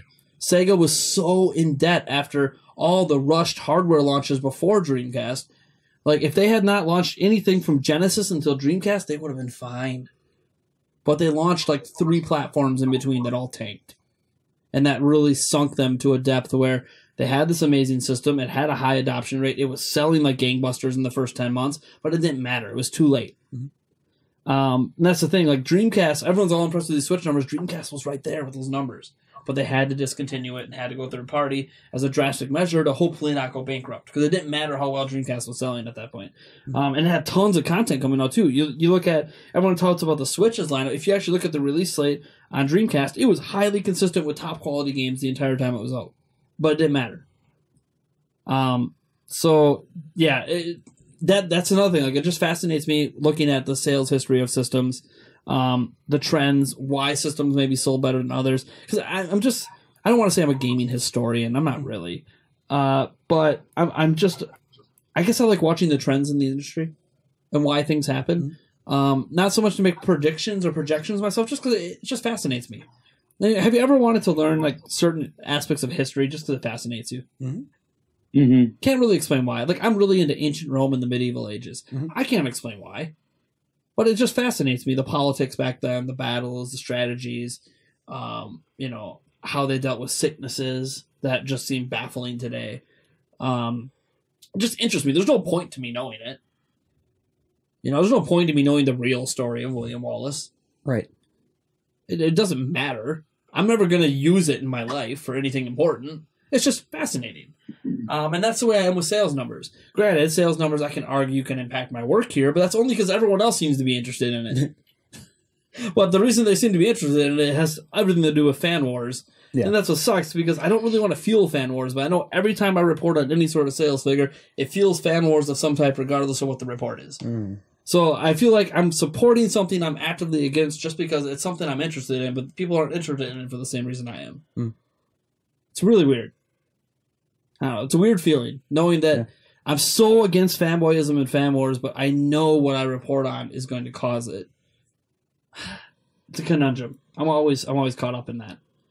Hey man, feed the flames. It's fine. Yeah, well, it's like everything I do. I'm going to report what I'm interested in. Yeah. If you ever wonder why I haven't reported on something, one, I might not have heard of it. Two, I might just not have any interest in it. Like when people say, "Why haven't you talked about Lost Spear or whatever?" I haven't played it yet. Yeah. I have nothing to say. What do you want me to say? It's a game that exists. It's coming to Switch. There's a demo on the eShop right now. That's all I know. That's all I know about it. It's an RPG, a JRPG. That's all I know. What do you want me to say? I haven't even seen a video of it. Don't even know what the game looks like. Not because I'm not interested. Just I can't get interested in something I don't know enough information about. And that's the same way with news. I have done a lot of research on sales patterns over the history of the video game industry, so I like reporting on sales because I feel like it adds more perspective to my knowledge base. Same reason I like talking about Zelda. Like it's funny. You'll probably see me in the future when a new Zelda game starts having new news come out. You're gonna probably quickly notice a bias I have where I'm covering details of the new Zelda game that I probably wasn't covering for the new Mario game or the new Pokemon game or this because I have an unabashed love for the Zelda series. I'm warning you guys. You guys didn't see it this year because Breath of the Wild came out around the same time the channel kind of got going, but. I'm warning you guys. I can't imagine where you picked that up from. Oh, I have no idea. I mean, have you guys seen my office with the Majora's Mask on the wall and Zelda stuff? Like, no, there's no Zelda bias in this household at all. No. Breath of the Wild is not my favorite game that finally unseated Secret of Mana or anything. Uh-huh. Oh, boy. That's okay. Whenever someone's like, yeah, an awesome Zelda fan that runs a Nintendo channel, you mean like every Nintendo channel out there? Yeah. I don't know any Nintendo channel out there that's not a Zelda fan, if I'm being honest. But anyways, that's a Nintendo Prime podcast. I want to thank both of our guests for coming. Obviously, Two Homes, thank you so much for everything. If you're hearing this podcast on YouTube, there's a high chance that anything EA related was separated into its own video. Just for the sake of length. If you're listening to audio version, we'll have everything all tied together on that in a nice little neat bow. Listen to your 3-hour plus worth of workout material for you. If you work out for 3 hours, that's pretty long. Yeah. And I also want to thank Michael for sitting through a lot of that, even though he didn't have much input. I don't think he had a lot of input last time either. I think next time you're on, Michael, I need to just let you take a topic and run, and I'm just going to shut up. I want to be like Michael. The first topic of the whole podcast, it's all you, baby. I'd like to see that. I like it. It still has yet to happen. For no, me. I will leave the room. I will leave the room. Okay. I'll run. You know what? We'll take the cable. We'll run it through that little hole I got for Ethernet. I'll listen in the other. I know what's going on, but I won't say anything. Part of me still feels like you'll yell through the wall. I'll be like, "You mother effer! What are you doing, Eric? Yep. Can they hear me? Yep. Nope. What?" No, I seriously. Thank you so much for sitting through all that, Michael. We'll get you back on here for next month, and I'm gonna make sure you get featured prominently in a topic after having to sit through all that. Obviously, thank you, Two Homes. Very, very talkative. I wish your mic was working for like the first hour on our end. It would have been. I don't know. I guess it just would have sounded better to us. I think we got the gist of what you said. Cut you off a little bit here. Yeah. Yeah, there was like a long pause. I'm like, is his mic cutting out or should I come in? I'm going to come in. Yeah. Yeah, no. And of course, it's just, me and figuring things out. Technology. So. Yep. All right. And obviously, thank you to Eric. I don't know why I'm thanking you here every week. Most weeks. Yeah. Except for one. Yeah, except for one. But it's all good. That was episode 44 of the Nintendo Prime podcast. Check us out at patreon.com/Nintendo Prime. We also have links down in the description of our YouTube video, not anywhere else because like hyperlinks don't work as well, to the audio version, the full audio version, which includes a long interview with Two Homes, kind of sort of interview, conversation about EA, a former EA developer. We also have some links to some merchandise down there, like the shirt you're seeing me wear, Nintendo Prime shirt. We have mugs and everything else. Don't have to go grab it; it's fine. Just to bring it up. In fact, Michael, do you like your Nintendo Prime T-shirt? I love it. I wear it probably once a week. Did you get the premium one, or did you get the standard? I got the ball tee one. The ball tee. Oh, I don't even have that one. Seriously, I've been like staring at it. And I'm like, just wait till baseball season. Yeah. Just wait till baseball season. Nice. Man, I'm jealous. You have merch of mine that I don't even have. That's all right. It looks really nice with the white and navy arms. I can bet. Which color did you get? Oh yeah, It white was navy. white with navy arms. Yo, Nice. That's nice. That's styling, man. Yo, you might have to send me a picture of it sometime. Just because I've never seen it on someone. You know, you just see it on the site. You're like, it looks nice. Yeah. What's it look like when someone wears it? That's the real barometer. Hope you guys agree that this T-shirt looks fly on me. No. I mean, it is. I don't know if it shows up in the camera because this is a cell phone camera. It is starting to fade a little bit, but this thing has been washed. I don't know, 4 dozen times or so. I don't know. The ones that we handmade ourselves holding up pretty well. Yeah. But I do like the material in this. I don't know. Anyways, that's going to do it. Thank you guys for tuning in. We will catch you. Do they want does anybody want to give out information on where to follow them? Oh, yeah. I mean, I will say that if you two have Twitter, on our video version, your handle will pop up with your name. But you can shout out now, too, because I don't think it pops up at the end. If you have anywhere you want people to check you out. No? I probably would rather them not Yeah. check Rather me not. out at all. Yeah. Don't check me out. Don't follow me. Yeah. All right, I'll let my editor know. Yeah. Hey, editor, I know you're listening to this after like 4 hours and you're ready to strangle yourself. Do not put his Twitter handle in there, please. Thank you. Mm-hmm. And Michael, do you have anywhere you would like people to follow you? Yeah, they can follow me at There's a taker. -64. That's MYNUS 64. Yes, minus on Twitter. baby. Nice. Negative 64. All right, folks, that's going to do it. Thanks for tuning in. And as always, we will catch you in the next one.